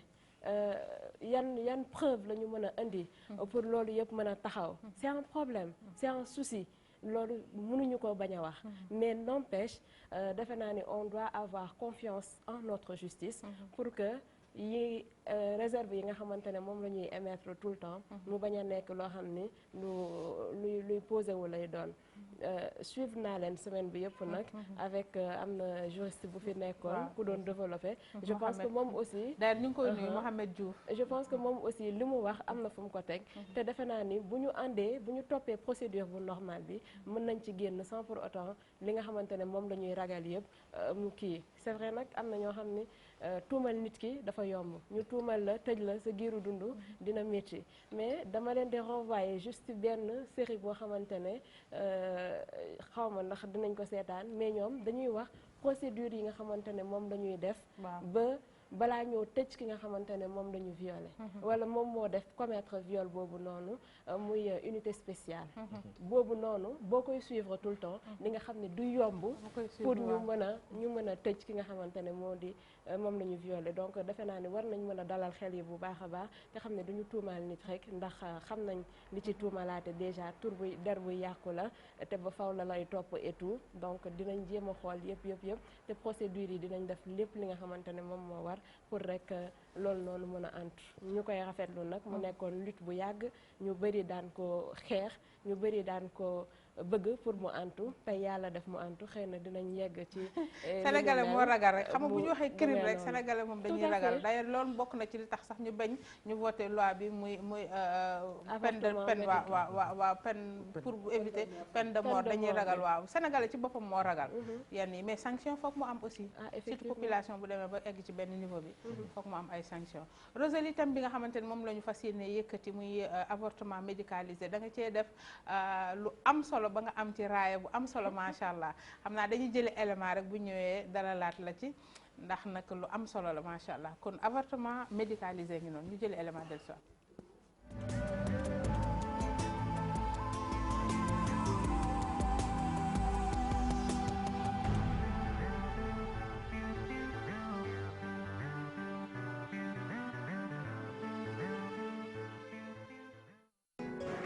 benn tabax bu yàqu si la ma ko defee daf maa woo ma lànk moom mu daal di may bipp daal di may xoj ba mun maa yóbbu. ma demee hôpital altine ñu seet ko ne dafa am bi ma waxee dafa am léegi médecin bi daanaka da ngay dem nga wax ko gendarmerie bi ma demee gendarmerie daal di may laaj ma ne ko ah moom de nee na soow la ko jox bi mu ko joxee soow mu naan ban bi ma yegee ne loolu am na dama daal di sant rek nga xam ne yàlla moom lu ne natt bu mu la teg nëbb na la bu ko raw ndax mënoon naa demee neneen ndax mënoon naa demee tey sama doom génn àdduna te kon damay gën a ñàkk. dama demoon suñu kër man nag caare may wàññeeku àbbal ñu ma nii kañ ma saa foo jëm ma ne ko caare yi sama benn mag di ma gunge ma ne ko caare mu ne man tam foofu laa jëm ñu ànd ba passé foofu mu ne ma ñu jaar si camp bi moo gën a gaaw ñu jaar si camp bi après mu ne ma ñu dugg si tabax ma bañ mu xëcc sama loxo mu sës ma ci miir bi si ma tëboon sës ma ci miir bi benn xale bu góor Baay Faal bi ñëw nekk yow looy def kii rek moom mu tëb si palanteer bi daw man ma des fa léegi nag xale bu góor mu ne nii kànjee suñu bunt ko ñu taxaw foofu am ñu fa taxaw mu ne damay yóbbu mu nit foofu ñu dem ba si ñu dem mu ne maire bi ne ko waaye yóbbu ko ñu dem ba foofu mu ne ma nii rek mu xoj ma tëdd ma ci suuf jël jaas yi ñu tëdd ma ci suuf rek dem après buñ paree mu dem nangu ma sax xaar mu jiitu ma ñu dem ba si tali ba rek mu ne ma demal.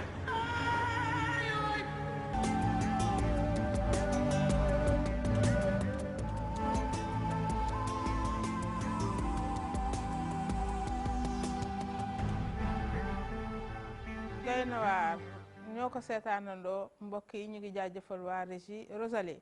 gis nañu élément bi ay xale la yoo xamante ne dañu leen sàkku bañ jëlee ci ëmb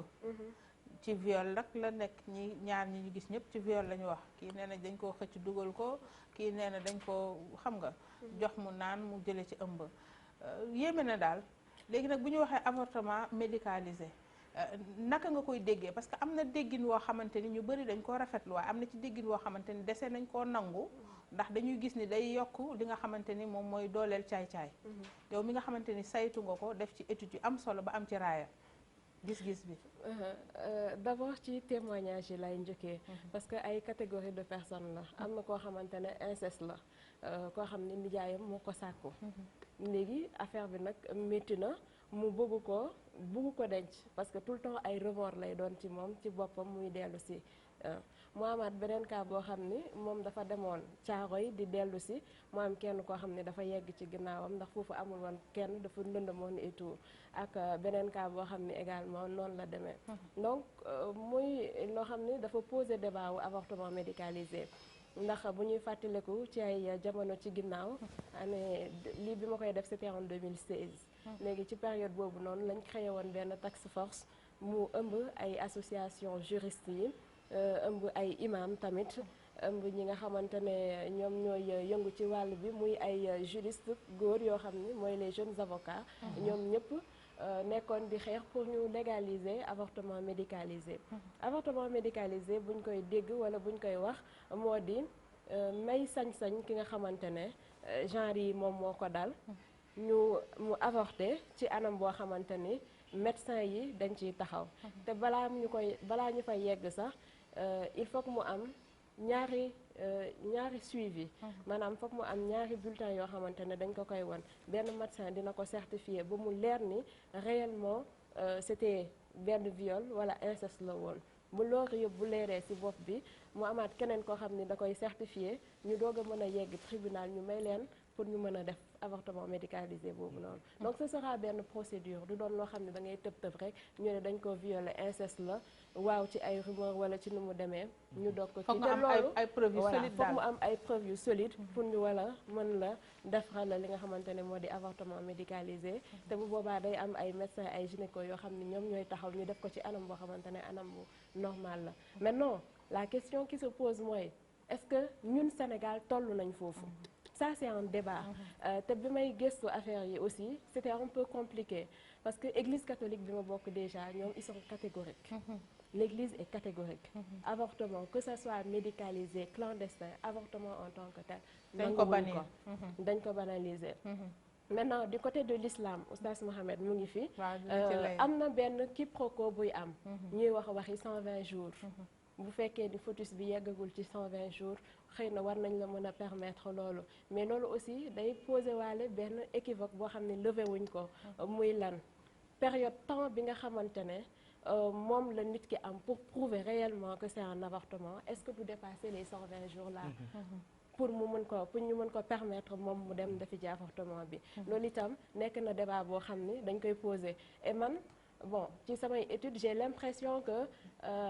am na foo xamante ne dara leeragu fa parce que ñii bu ñu waxee waxu 120 jours yi am na ñoo xam ne ils sont catégoriques là-dedans pour dire que bakkan bu xasee commencé rek jaxatul ñu koy faat muy avortement bi bëgguñu ko maintenant quel que soit anam gi nga xamante ne moom la ëmb bi amee aussi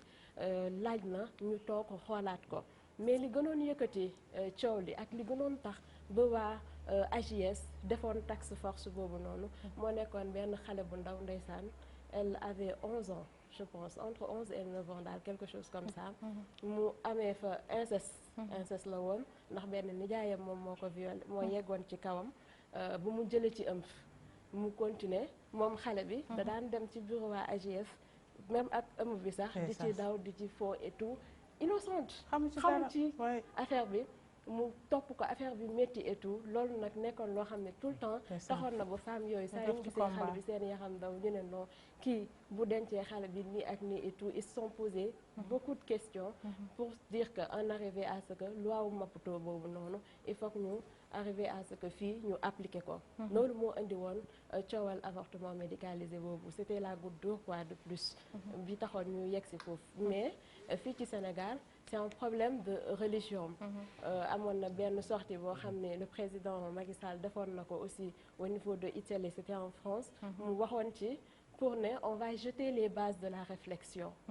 mais andi woon na itam tole ba jusque depuis lors déggaatuñ ko sax mu waxaat ci ndax ñii jógoon nañ fii ñii wax fii ñee wax fii mu andi débat boo xam ne du jeex parce que les gens ne se comprenaient pas même au niveau de la population sax ñoom seen jëmu bopp daanaka compréhension bi dafa desoon ndax ñenn ñi ñu ngi naan est-ce que bu ñu permettre avortement légalisé est-ce que du doon benn porte ouverte boo xamante ne ku jóg rek ne dañ ma violé pour mën a dem defi ji naka sudul noonu ku dem fowi ji pour mën a kii ñeene lu ñu exposé la jëlee ko ci tubaab yi bëgg koo indi fii loolu yëpp nekk ay coob maintenant ban attitude lañ war a am oustaz aussi j'aimerais que mu wax ma cette histoire de 120 jours boobu noonu c'est quoi concrètement est-ce que yéen pare ngeen wala pare woo leen est-ce que Sénégal toll na foo xamante ne aussi avortement médicalisé il faut que ñu amal ko fii donc est-ce que également suñu médecins yi pare nañ aussi am nañ jumtukaay yi mat pour mën a assister nit bu mu def avortement am et quoi que l'on puisse dire que ñu permettre que ñu ñàkk koo permettre am na ñu koy def ñi am xaalis dëgg bu leen dara dalee te amuñu kii dañuy dem dafi jiko ci yeneen anam ñëw fay seen xaalis bu mu mot te dara du leen ci fekk maintenant pourquoi ñenn ñi nga xamante ne amuñu moyen pour defi ñu ko peut-être tiit nañ aragal nañ que buñ ko defee dara fekk leen ci ñu garder ko buñ ko gardewee dem ba yenn instant ba mu mat ñu def infanticide jur seen doom faat ko parfois yenn yi moom moo koy indi boo demee camp pénal fee yana pas mal de femmes qui sont là-bas qui souffrent te lépp rek ci anam bi nga xam bu ñu la expliquer anam bi ñu jaar ba def infanticide boobu noonu wala ba jur seen doom sànni ko et tout doo mën a comprendre donc c'est un débat boo xamante ne luy topp seen giiru dund la foog ñu poser ko et ça mérite vraiment réflexion il y a beaucoup de choses nag mais ni ñu encadré xeex ba yegsi si wàllu criminaliser viol bi est-ce qu'un jour aussi duñu arrivé ci li nga xamante ne moo di avortement médicalisé parce que y a les juristes qui sont là ñu doon jéem a liggéey ak ñi nga xamante ne ñoo di waa Assemblée nationale député yi ñi fa nekkoon en législation 2012e législature bi loolu yëpp ñoom ñu ngi fa woon doon ci liggéey amoon nañ liggéey bu am solo buñ ci defoon mais depuis un certain temps lépp dafa taxaw ndax coow lu bëri yi fi jógoon dégg naa d'après li ma comprendre mooy waxtaan wu rëy la ak saytu ay argument yu wóor daal yu taxaw tontu ko foofu balaa ñuy jàll parce que question la mu la posé bala ñeneen ñi joxe seen gis-gis parce que damay bañ mu xaw sori tuuti mu réer suñu bopp yi 120 jours yooyu mu wax noonu non tontu ci 120 tontu ci 120 jours yi dafay nekk tontu boo xam ne bu paramètre xaw ma noonu lañ ko def bu matul. waaw kon mi ngi noonu. damay bañ tontu ci 120 jours yi rek mu nekk avortement wu réponse. kon mi ngi noonu kon développé. waaw di jaajëfal soxna Rosalie ci. kan kii. yaa ngi may fàttali El Hadj Sidi Lamine Niass noonu la ma doon waxee. maa ngi koy jaajëfal damay réitéré waat rek li ma waxoon toujours ci bi Mouhamad jaaree fii nii. gëstu ak xam-xam dafa am toujours lu muy kii nii. am solo. suy wax da ngay xam ne gëstu na. loolu dafa am solo ci bépp mbir boo xamante ne doomu aadama daf ci nekk. et surtout cas yu ni mel. nit ki waru cee tëmb. dafa war a nuur. parce que dafa am lu bari lu ci nekk. pour boo siggee. nga mën a amaat souffle boo xamante ne di nga mën a nuuraat. problème fii nii li ko indi nag mooy dafa aju ci doomu aadama. mu nekk problème bu complexe. yoo xam ne ñetti nit ñoo ko séq. ñu bëgg a sauver kenn. ñetti nit ñoo ko séq. ñetteel bi du am lu dul ne am na ñaar ñu séq. xaw ma ndax ñu ngi may dégg. ñu ngi lay dégg. su ñuy wax avortement d'une manière générale. avortement dafay baax léeg-léeg ñu xamal nit ñi lan mooy avortement. je pense que ni loolu lu am solo la. mooy li nga xam ne dindi ëmb. dindi ëmb. yàq. dindi. yàq dindi la du yàq. yàq la dindi la. yàq ëmb la. dindi la. yàq dindi ëmb. yàq waxal yàq ëmb la du dindi. dindi ëmb mooy avortement médicalisé maintenant clandestin. clandestin merci loolu moom laa ko bëggoon leeral. voilà mi ngi noonu 6 ak 9 rek la. clandestin bi dindi la. pour man damay utiliser kàddu dindi ëmb. waaw moo gën a. moo gën a yaatu. dina dugal. lépp ci biir ak ci beneen bi. kon dindi ëmb. kan la ñuy ëmb. ëmbal du olof. du ngelaw. du ndox. mais nit la ñuy ëmb. kon laa am na lu mu aajowu mooy bakkanu doomu aadama. yàlla subhanahu wa taala dafay wax ne wa laqad xalaqna al insana min sulalatin min tin.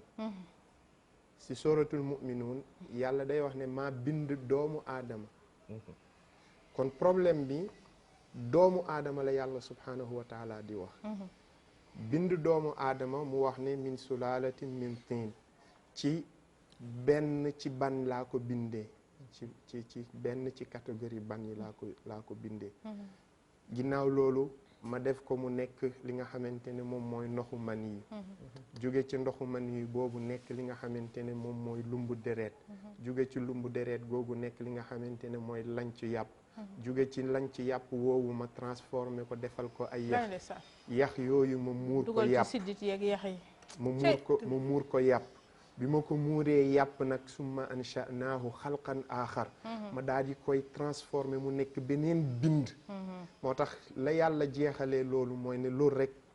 comme ni nga wax est-ce que mu mel ni yàlla dafa yéemu ci loolu astaghfirullah yàlla dafa bëgg ñu yéemu ci loolu du moins la mu jeexale mu ne fa tabarakallahu ahsanul xaaliqin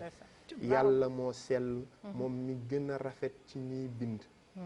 kon suñ ñëwee nag ci avortement dafa am ay façon wi avortement. ginnaaw bi ñu dëppoo ne avortement mooy dindi ëmb. te kan la ñuy ëmb doomu aadama la ñuy ëmb. am na avortement boo xamante ni li ko sabab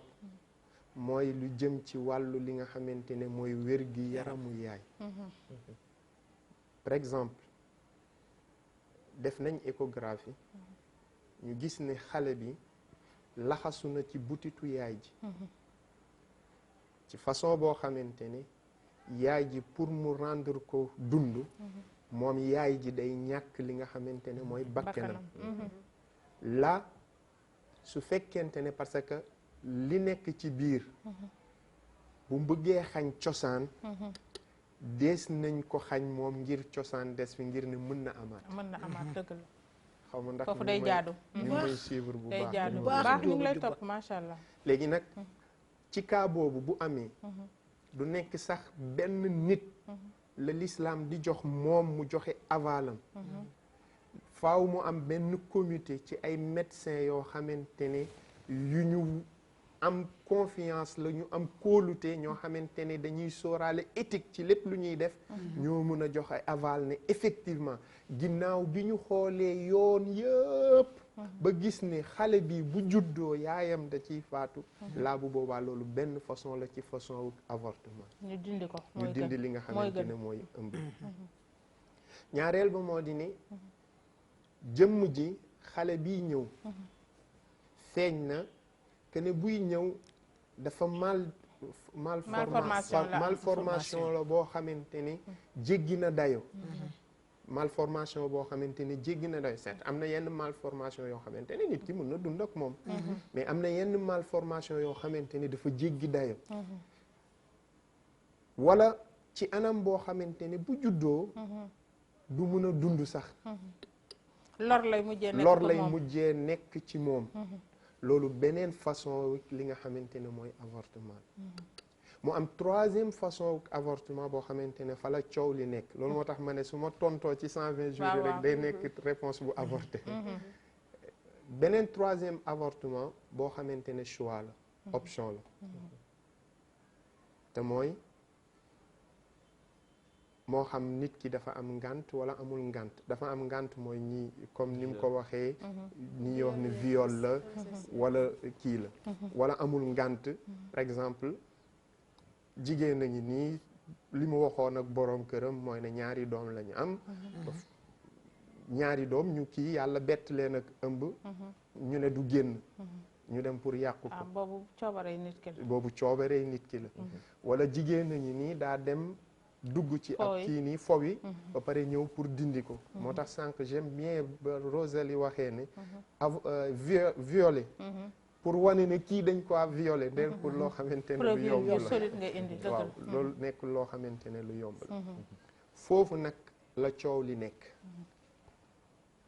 dañuy déparé ci ne lii cosaan ci l'islam mooy ne avortement dafa xaram loolu la ñuy déparé avortement dafa xaram tifaaxan foofu la ñuy déparé c'est-à-dire dafa am ay cas yoo xamante ne day ñëw mais soo ñëwee rek ñu ne la avortement première réponse moo di ne dafa xaram parce que lan moo tax dañuy ñoŋal bakkenuk doomu aadama léegi nag suñuy doog a ubbi ay cas la ñuy ubbi moo tax règle générale bi la ñuy njëkk a wax doog a ubbi cas yi règle générale mooy ne avortement dafa xaram léegi nag waaw suñuy doog a indi nag cas yi ñuy doog a indi li nga xamante ne bu nekk ñu layal ko waaw doog a indi li nga xamante ne mooy cas yi léegi nag ci biir cas yooyu dañuy déparé ci benn principe mooy ne faat bakkenu doomu aadama dafa xaram faat bakkenu doomu aadama dafa xaram phase yi yàlla subhanahu wa taala wax ne falaay jaarale doomu aadama ban phase la ciy nekkee doomu aadama ndax phase bi ndoxu góor duggee jaxasoog ndoxu jigéen dugg phase boobu mooy phase doomu aadama ñenn ñi jàpp loolu moo tax ñu ne la c'est interdit mooy liy justifier position li nga xamante ne mooy église parce que dañoo jàpp ne le fait que parce que bu fécondation amee rek am na lu yàlla namm ci loolu bakkan la ci waaw kay possibilité parce que ni ñu ko jàngee ci wàllu xam-xam ne ay millions wu kii ñooy njëkkalante ci biir millions yooyu am lu ci si yàlla tànn kon ba ko yàlla tànnee rek am na nu yàlla namm léegi nag phase boobu il faut que nit ñi comprendre boroom xam-xam yi bu ñëw waxuñu rek ngir nii parce que am na fu ñu ko teg ci ban ci phase yooyu la ñuy considérer ne kii doomu aadama la ñenn ñi dañoo xaaj li nga xamante ne moom mooy phase yi doomu aadama di jaar mooy mu weesu lu gën a néew li nga xamante ne mooy 20 jours li gën a néew 20 jours li nga xamante ne mooy ëpp na 20 jours ba dem 120 jours au-delà 120 jours xadiis yonent bi sallallahu alayhi wa sallam bi Abdullah bin Mas'ud radiyallahu anhu solo dafay wax ne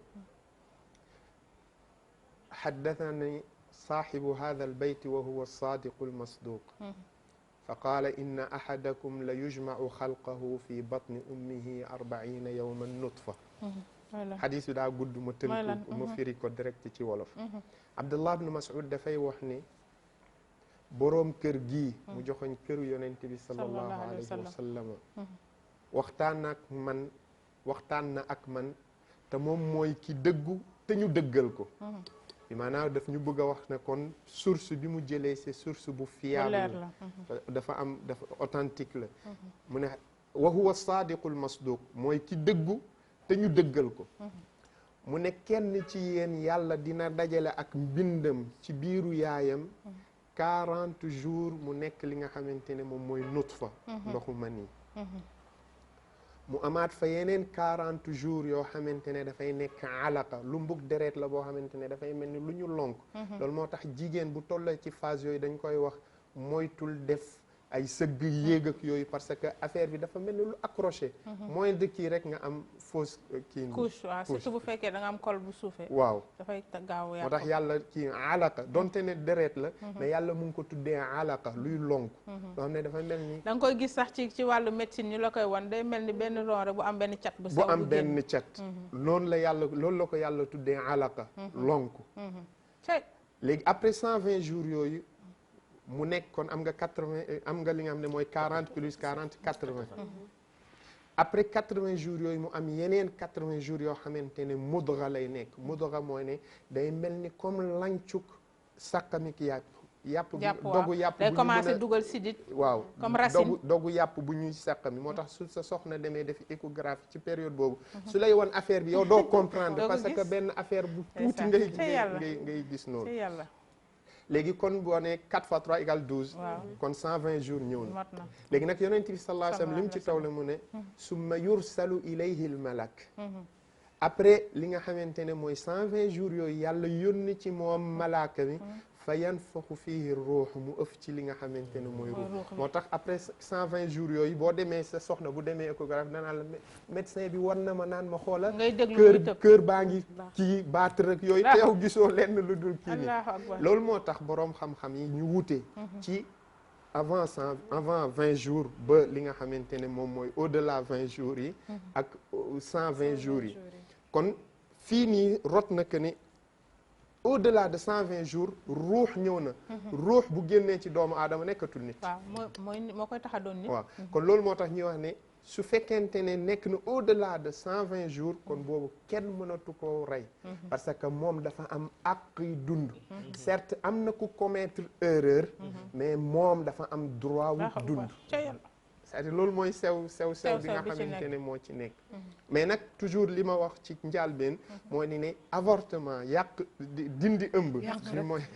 dindi ëmb du moins ci wàlluk l'islam nekkul loo xamante ne d'accord daganal l'islam lu dagan la daal léegi nag loolu moo indi li nga xamante ne mooy 120 jours léegi avant 120 jours yi boroom xam-xam yi ñenn ñi dañuy wax ne xam nga indil naa la 3 façons wu avortement ci njàlbeen pour mun a yegsi ci li nga xamante ne mooy déterminer wu jours yi ñenn ñi di wax ne su fekkente ne dafa weesu 120 jours moo xam am na lu tax wala amul lu tax du doomu aadama ab ndox la rek boo xamante ne bu la neexee nga génnee ko am na solo macha allah waaw après d'accord li wéy lan pour ma ça c'est seen directeur am solo yaa ngi dégg ndox la boo xamante ne bu neexee nga génne ko mais su ëppee li nga xamante ne moom mooy 20 jours jëm li nga xamante ne mooy 120 jours soo ñëwee ci ngiru Malik moom da koo tere te ñun Sénégal fi ni ngiru Malik la ñuy kii nii da koo tere mun nga wax ne comme position wu église la jël c'est interdit loolu sax xam naa mercredi dinañ ci invité benn abbé mu ñëw incha allah ànd ak ñun ci waaw moom mu indi li ci église bi indi c'est interdit loo ci munti wax rek moo di ne kon bu ñu la déggee étape par étape la comme ni ko Rosalie waxee am na foo xamante ni bu fa nekkee comme noonu nga ko waxee mu nekk ndox mi bi muy ñëw àndul ak consentement parce que boo xoolee avortement bi nga xamante ni moom la ñu génn cas viol la ñuy wax ak situation bi peut-être l'islam comme ni ñu koy waxee moom mi ngi ñoŋal bakkan bi ñëw mais ñun en tant que nit li ñuy sóoraale mooy xale bi bu ñëwee ci condition yi muy ñëwee ak cas psychologique bi nga xamante ni moom la parents yi di am parce que yenn saa nga gis gone goo xamante ni da nga koy xool rek bañ ko parce que ni mu ñëwee la da lay rappeler ñëwin bi ak ni nga xamante ni moom lañ ko la ñuy faral di wax mooy ñiy sàkku seen doom supposons xale bu ñëw bokk ak baayam war a bokk ak baayam sant wala xale boo xamante ni dafa ñëw fekk magam parce que amoon na fi cas boo xamante ni même chose la woon ñaari xale yi comme li ñuy wax ni boo amee doom yu góor ak jigéen da nga leen séparer xale yi ni ñuy dëkkee di ànd ñoom ñaar ñoo séyante si biir ba jurante doom xam nga cas yooyu nga xamante ni après conséquence bi moom la nit ki sóoraale waaw léegi xam nga mooy li ma wax rek ne mbir mi bu amee ñett ñoo ko seet ñoo ko bokk moo xam ñaar ndijaay la bu yegg si jarbaatam wala papa bu sàkk doomam waaw loolu papa ji dafa am daan bu ko yàlla teg ci def jëf ju ñaaw jooju dafa am daan boo xamante ne moom la ko yàlla teg nañu fexe ba appliquer daan boobu ci kawam ci ñu teg loolu am na ay xam-xam yu màcc yoo xamante ne moo ko mun a accompagner ba delloo si waat ko gis nga c'est pas pour hasard défendre uma kii de mais dund bi doo jël benn partie rek di ko xoolee dund bu boobaa li lay échappé dafay rëy mais da ngay xool ensemble des choses pour nga mun a am dund boo xamante ne moom nga bëgg xam nga am na du par hasard yàlla dëxëñ ci doomu aadama fàtte xéewal bu màgg la bu dul woon xéewal benn jigéen ju nekk benn yoon lay nangoo dégg puusal aussi nag mat aussi ni mu méttee moos moo tax ne munuma kaa fàtte loolu dafa fekk nga jiital ci sa bopp bi ne munoo ko fàtte mook ñàkk ñoo yem diw faatu na mënuma koo fàtte yàlla moo bind fàtte c'est-à-dire léegi nag xale bi dafa war a am noo xamante ni bu fekkente ne leer na si suñu bopp ne kañ lañ koy considérer ñi ko considérer ne il suffit que fécondation am nit mu ngi nekk ci procédure nekk nit parce que boo demee ci suratul mu'minun noonu la yàlla tàmbalee wala qad xalaqnal insana maa bind doomu aadama kon doomu aadama la yàlla di wax doomu aadama boobu nga xam ne ci final mooy résultat bi égal doomu aadama léegi nag comme nga am benn problème mathématique ñu tegal la nangam égal nangam yooyu ngay jaar bay am égal kon ba nga tàmbalee di def nangam mooy yaa ngi jëm ci égal résultat ngay wut waaw égal doomu aadama yàlla nag ne maa ko bind min sulalatin min tin summa jaalnaahu nutfatan ñi yàlla subhanahu étape par étape yooyu yëpp fa ngay jëm mooy ci doomu aadama ñi jàpp ne nag kañ lay nekk doomu aadama est-ce que bu fécondation amee lay nekk doomu aadama wala bu fekkente ne ruugi moo fa dugg na parce que yonent bi nee na à partir de 120 jours si la ruu gi di ñëw mu commencé di def loo xamante ne ku am ruu mën na ko def. macha allah am na solo juste question par rapport ak 120 jours yooyu noonu sachant que procédure bi pour yegsi ci li nga xamante ne nag mooy moom moo lay permettre supposons que ñu fa yegg fa moom moo lay permettre avortement médicalisé boobu noonu mën a taxaw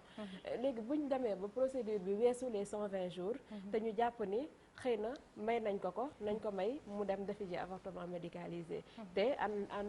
te weesu na 120 jours yooyu noonu bu boobaa nan lay demee. lan la si diine di wax bu demee ba nekk nit boobu déggoo maa ngi lay wax ne xam nga ba léegi man li ma doon tontu dafa weesu kaw viol man damay tontu d'une manière générale avortement su weesoo 120 jours yi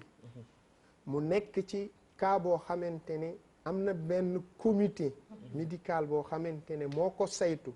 ba gis ne lii lu mën a nekk la bu boobaa comité boobu ñoom ñooy def li nga xamante ne moom mooy di wax kon man fii waxeewuma ci wàllu violé nañ ko wala violé wuñ ko mais su demee ba mu nekk li nga xamante ne ab comité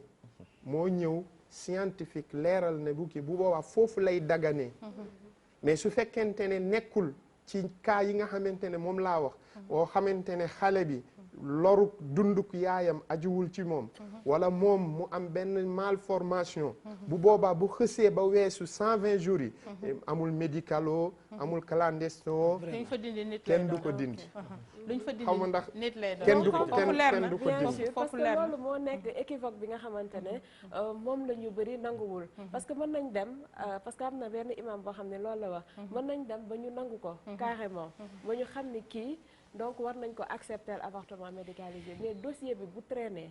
ba 120 jours yooyu passé là c'est un problème il faut effectivement ñu kii léegi bu ñu demee nag ba dossier bi traîner ba 120 jours yi passé ba mu leer ni kii dañ ko war a permettre mu dem defi avortement médicalisé ci traîner moo tooñ voilà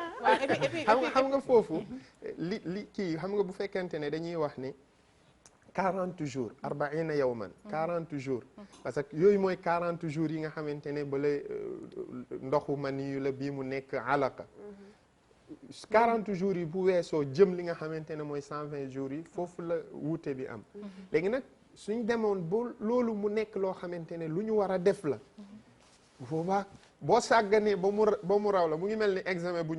ñu affiché rek yow nga war a topp procédure yi dem ñu tardé la boo ñëwee munoo wax ne ka ma waroon a jox extrait bi moo yéex kon waaw man foofu sax peut-être mën nañu wax ni xel mën naa nangu bu demee ba egg ci àpp boobu mu dem bu fekk ne mën naa jural lor comme ni mu wax ni peut-être foofu mën nañ ko nangu mais bu fekkee du doon lor cas la comme genre situation yi ñuy wax ay viol ak yooyu fekk bakkanu nit ki du fi des peut-être mën nañ ko bàyyi mu dem mais bu demee ba wóor ko ne bu romb na 40 jours mais bu juddoo it mën naa yóbbaale bakkanu yaayam wala bu juddoo du jëriñ société du nekk nit leneen lay nekk foofu aussi jàpp naa ni war nañ ko mën a dindi. kon est-ce que dans ce cas jar na ñuy xeex pour que ñuy amal avortement médicalisé bi. waaw jar na d'une part. man pour man jaru ko. jaru ko non bu dee foofu la ñuy mujjee. est-ce que jar na ko. non kii ndax li taxoon ñu koy xeex mooy nit ki nga xam ni am na sàkku nañ ko. waaw mu ngi dund lu métti. waaw ñu ngi naan est-ce que dina ko mën a garder. xelam est-ce que bu demee ba wasin est-ce que dina mën a xool xale bi ban anam la koy xoolee li nga xam ne moom la koy fàttaliku psychologiquement parlant pendant toute sa vie et tout ce qui va avec léegi bu ñu demee nag ba loolu noonu. Ça ne joue pas au niveau de l'islam nekkul facteur boo xam ni au-delà de 120 jours war na mën a tax ba ñu def avortement médicalisé bi est-ce que pour man nag léegi man pour man xam nga viol pour man xam nga viol xale bi buñ ko violé wala nit ki buñ ko violé li koy xaw ma traumatisé 40 jours ba 80 jours war na feeñ ñu mën ko teel a yóbbu ci médecin mu. voilà man foofu laa bëggoon. kii ko pour man selon pour man mën nañ ko mais ci kaw ñu accélérer procédure bi mu bañ a egg ci étape boobu bala muy traîner caam. su bokkuma tubaab bi. yëpp tubaab bi ñoo ko fi indi. ñun ay jullit lañu. ba pare diine daf ñu tënk. Rosel wax na ko léegi.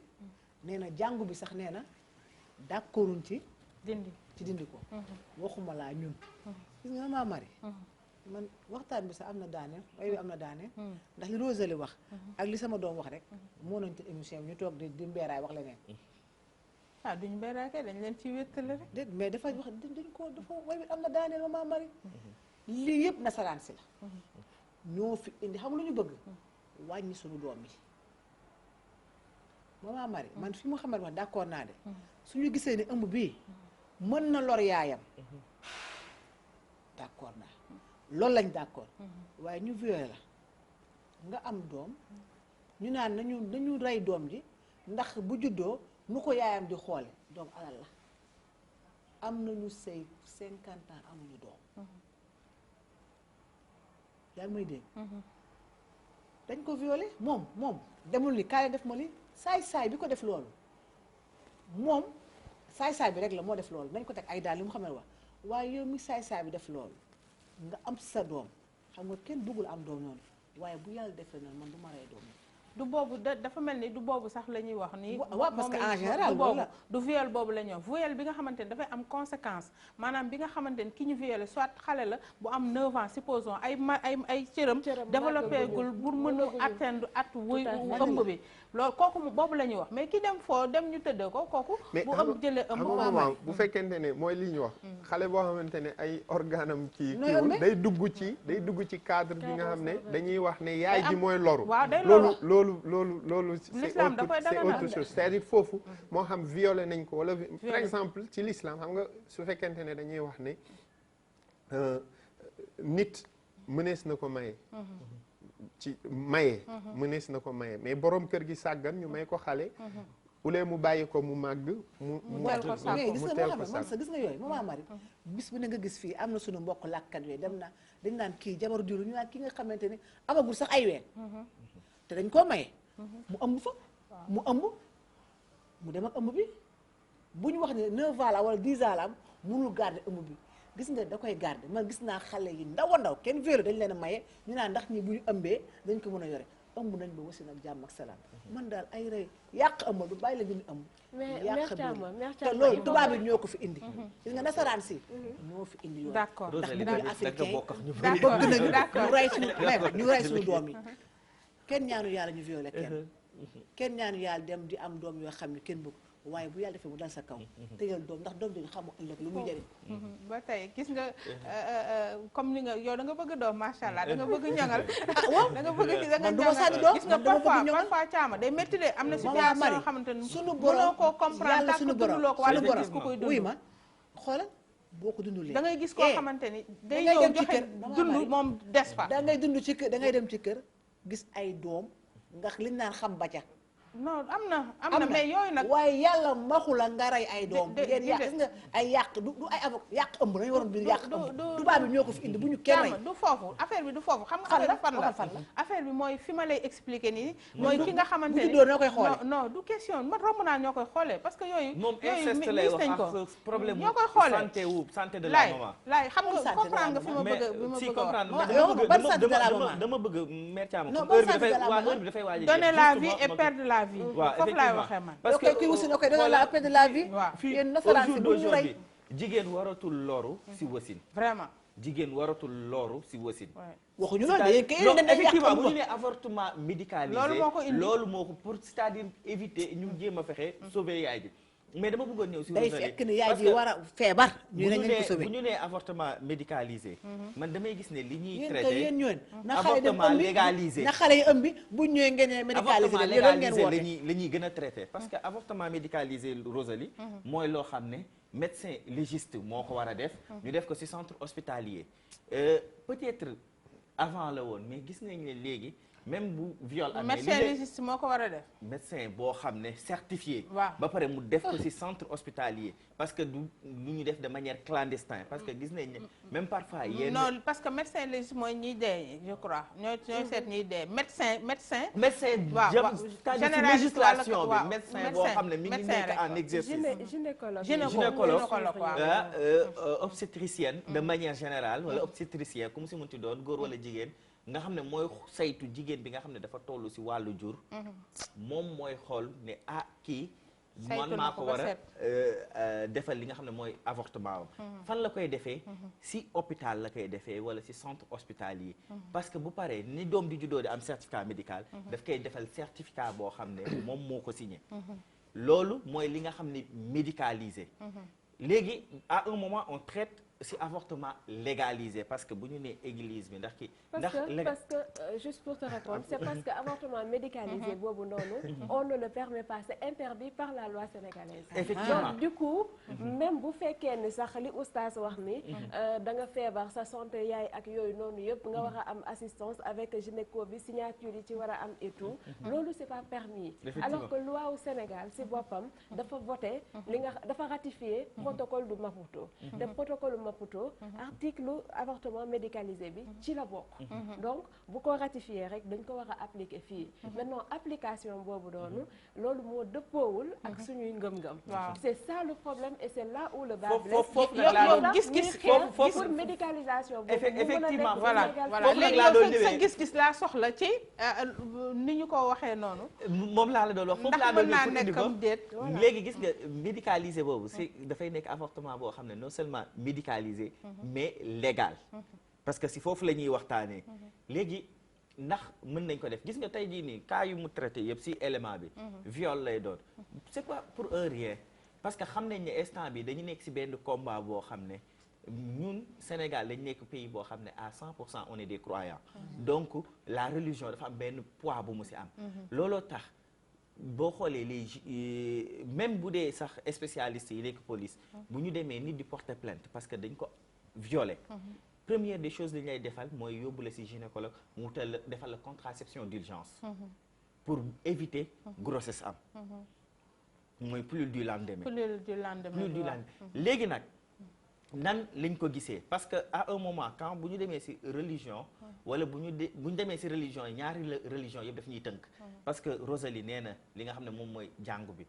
daf ci catégorique Mohamed expliqué na li nga xam ne mooy l'islam bi daf ko bañ léegi kon fan la ñu war a dem ci ñu xool étude de cas c'est-à-dire cas par cas ñu demee ci kaawu ki nga xam ne xale la mooy li nga xam ne moom moo soulever débat bi ki am 9 ans ku nekk xam ne xale bi am 9 ans dafa nekk ci âge puberté kooku ay hormones am parewul. mën na nekk mën ça dépend ci précoce su xale bi. parce que am na 9 ans yaay la amoon na fi daaw mère bi gën a waaw mère bi gënoon tuuti ci monde bi 9 ans la amoon ça dépend ci hormone ci xale bi. ci ni muy mel. mais c'est un cas parmi 1000 boobu. c'est un cas parmi 1000. day am xale yi dañu précoce léegi. mais xale yi 9 ans je me pose la question même bu amee grossesse est-ce que dina mën a am. 9 ans nan ngay ëmbee dama ni xanaa bu dee lu ñu dof tamit gis nga tubaab bi sa règle ban âge nga ko war a gis. ça dépend si ça dépend ci xale bi mais 9 ans naka ngay ëmbee gis nga man yooyu dama koy wax mais man gëw ma ko. 9 ans am na. man gëw ma yooyu. am na de 5 ans 7 ans 8 ans 9 ans. 9 ans daaw jéeg xam daawaati jéeg Rosalie dooma bàyyi ma wax lu dul dëgg. mère bi gënoon tuuti ci monde bi 9 ans la amoon. waaw parce que dafa ndaw moom mère bi. non xam nga dafa ndaw mais loolu la kii renseignement yi joxe woon loolu li koy indi mooy ne yàlla subhanahu wa taala nit ñi seeni màggaay selon continent yi ñuy dëkk dafa wute selon continent yi ñuy dëkk seen màggaay dafa wute loolu moo tax c'est-à-dire problème bii nii ay race ndaama ak ñu gi dañoo gàtt mais ku am 9 ans di yor grossesse jaama li ma la wax du dañ boo ko seetoo boo duggee ci internet bi léegi sax di nga ko gis internet bi sax ñoom duñu wax sax yenn saa lu am yàlla ma gën a mais loolu cas bi c'est ici à la Médina il faut ma dem c'est ici à la Médina soriwul mën ngaa dem nga gëstu c'est vers les années 2011 xale bi daal entre 9 ou 11 ans la am demal nga gëstu maamam moom moo ko yaroon loolu moo soulevé woon débat bi xale bi péri âge boobu la am c'est entre 9 ou 11 ans bu ñu bàyyi woon documentaire bi mu jàll waa AJS dinañ expliquer di nga xam âge bi dinañ ma confirmer ou ñu xale bi waral combat bi entre 9 ou 10 ans li taxoon coow li jóg ba mu jaxaloon waaw parce que nit ñi parfois dañ naan nit ñi dañuy wax rek waaye loolu amul xam nga dañuy wax loolu waaw mais xam nga télé moom kuy dem bay wax dara télé li ñuy wax ni non ñun man de du ma wax lu ma xamul lu ma wax lu ma xamul parce que da ngay wax ñëpp di la seetaan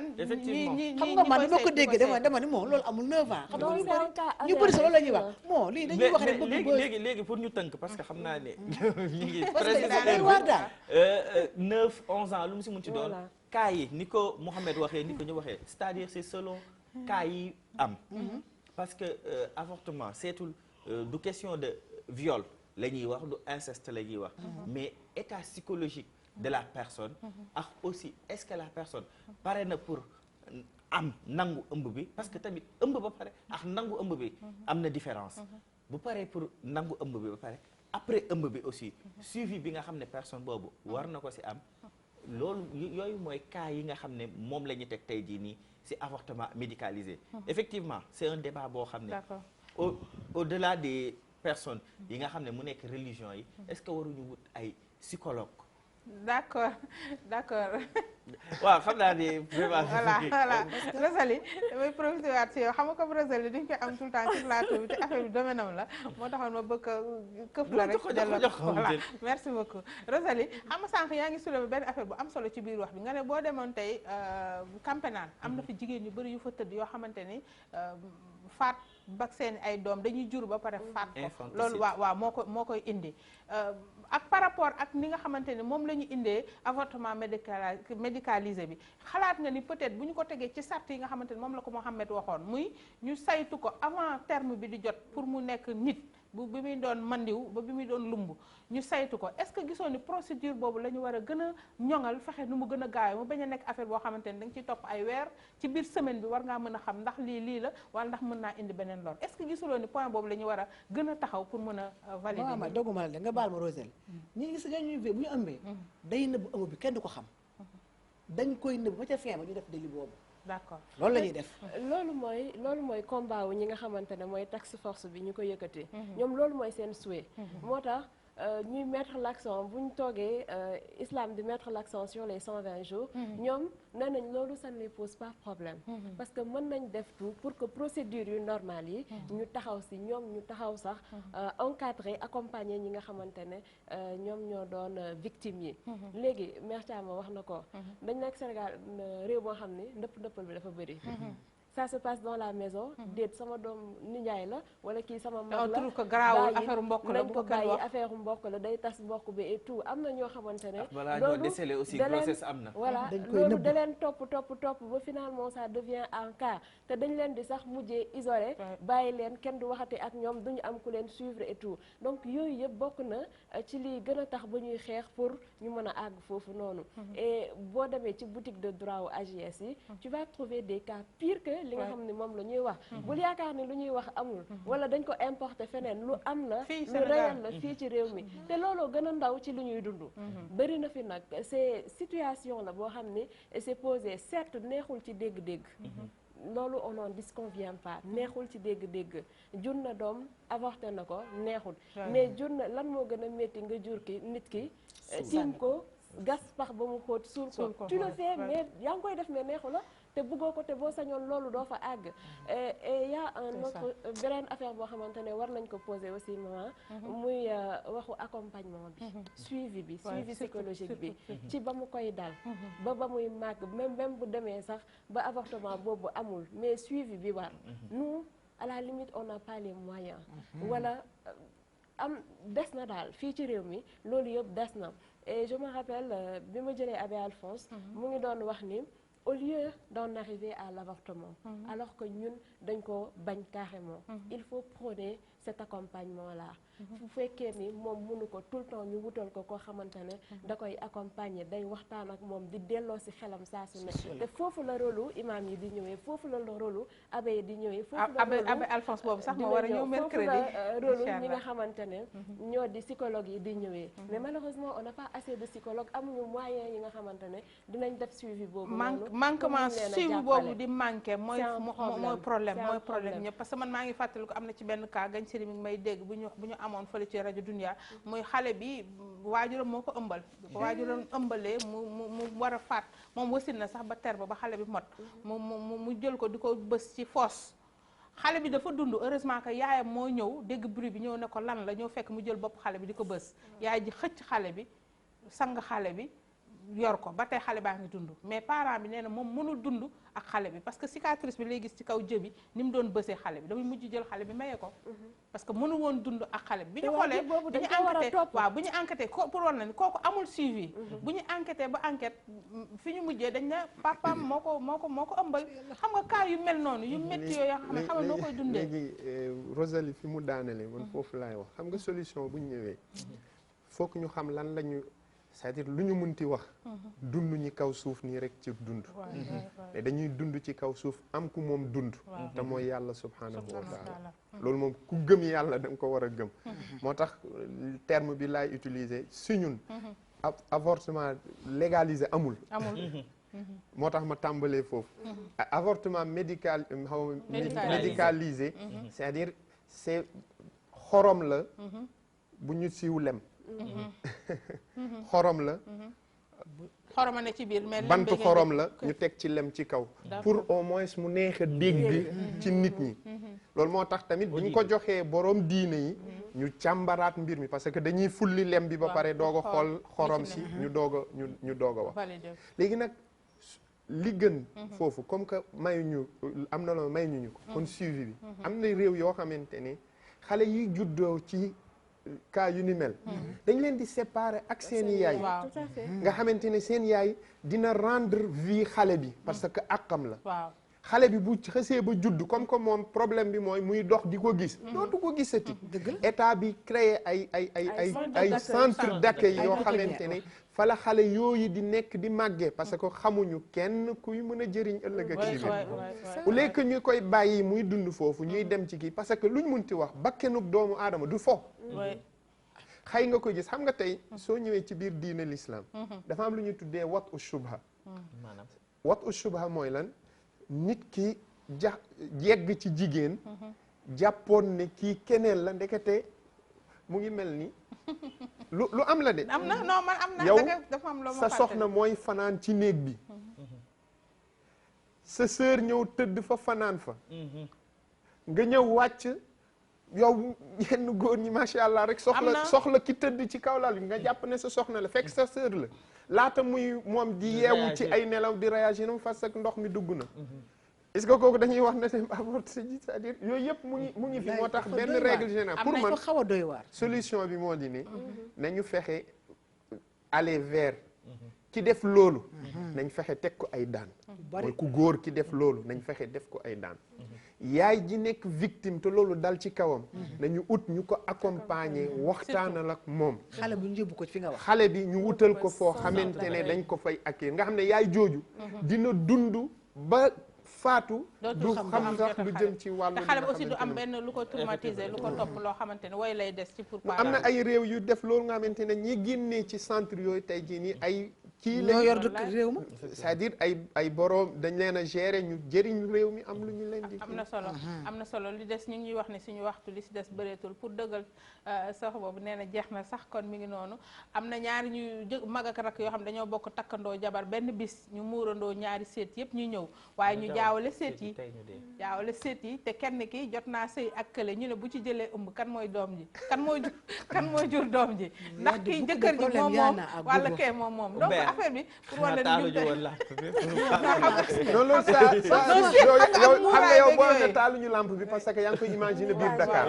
waaw c'est ça voilà kii mi ngi tëdd ak jabari magam kii tëdd ak jabari rakkam léegi nag ëmb bu ci julee kan moom doomu kan kon mi ngi noonu Rosalie merci ñu ngi lay jaajëfal jox ñu dénkaane bi da ngay ñëwaat mercredi de incha allah ndax doyaluñu incha allah waaw xanaa rek di rafetlu jotaay bi yaakaar ne nag kàddu yi ñu fi yëkkati am na solo nit ñi njëriñ ñu gën a gëstu rek ci wàllu avortement médicalisé parce que coow li bëri nañ mais nit ñi xamuñu bu baax lan lañu bëgg carrément ak fan lañu bëgg a yegg ak avortement médicalisé bi sensibilisation bi des na daal sensibilisation bi des na certes ñu ngi ciy wax di ci indi coow mais am na ñoo xamante ne ñu ngi koy def de façon clandestine am na foo xam ne ñu ngi koy def parce que lan dañu am xaalis mooy li caam wax yàqkatu biir ñu ngi yàq biir dañuy teg xaalis sur la table dem dafi jikko ñëw toogaat te dara du leen ci fekk alors que jusqu'à dañ ko kii pourquoi nag néew di doole yi donc c'est aussi un souci nañ ko xoolaat bu baax càmbaraat ko merci doyalu ñu àllarba incha allah caama jox ma dénkaane bi maman Marie waa ngi remercier bu baax jànq bi toog fii di ko ñaanal en tout cas li may wax mooy ñun daal ay jullit lañ te diine mooy tënk lépp lu ñuy def daal nañu xool ci diine bi tubaab bi ñoom doy nañu waar lii yëpp ñoom la lii yëpp ñoom la non maa mari dëgg la yàlla bëgg nag dëgg la yàlla bëgg ñu ne ma waxtu une minute seconde benn waaw seconde man tey moom macha allah dama kontaan parce que jàngat laa si am surtout macha allah Rosalie maîtriser na sujet bi donc apporter na si lu bëri effectivement oustaz Mohamed tamit indi na lu bëri si diine bi mais juste benn appel bu may lancé toute personne boo xam ne nekk na victime de viol la première des choses mooy nu mu munti demee na dem gisi ji spécialiste de la santé balaa mu am problème yi nii légal na légalul ñu mën ko saytu yaramam Mohamed lef naa sa nuyoo sa tàggoo kon ñu ngi rendre antenne bi di wax waxtu xocc na yow laa ko sañ def macha allah kon ñu ngi jaajëfal ñëpp mbokk yi ñu ngi wax ne oustaz Makhtar dina ñëw suba ak équipe am incha allah moom tam dinañ ci def lu am solo ñun ñu ngi leen di jox dig daje àllarba ñu ngi leen ko waxee abbé dina ñëw ànd ak ñun incha allah ak Rosalie ñu def ci plateau bu am solo lu jiwoo jeexul nag jëkku fa am mosol daa gën neen tuute gën tuus jaa ngeen jëf mbokk yi بسم الله الرحمن الرحيم قل هو الله أحد الله الصمد لم يلد ولم يولد ولم يكن له كفوا أحد بسم الله الرحمن الرحيم لا إله إلا الله لا إله إلا أنت الله أكبر الحمد لله bu la àdduna diggée ni danga fii sax wallaahi nax nga sa bopp àdduna kenn du fi sax kenn du fi sax allahu akbar alhamdulillah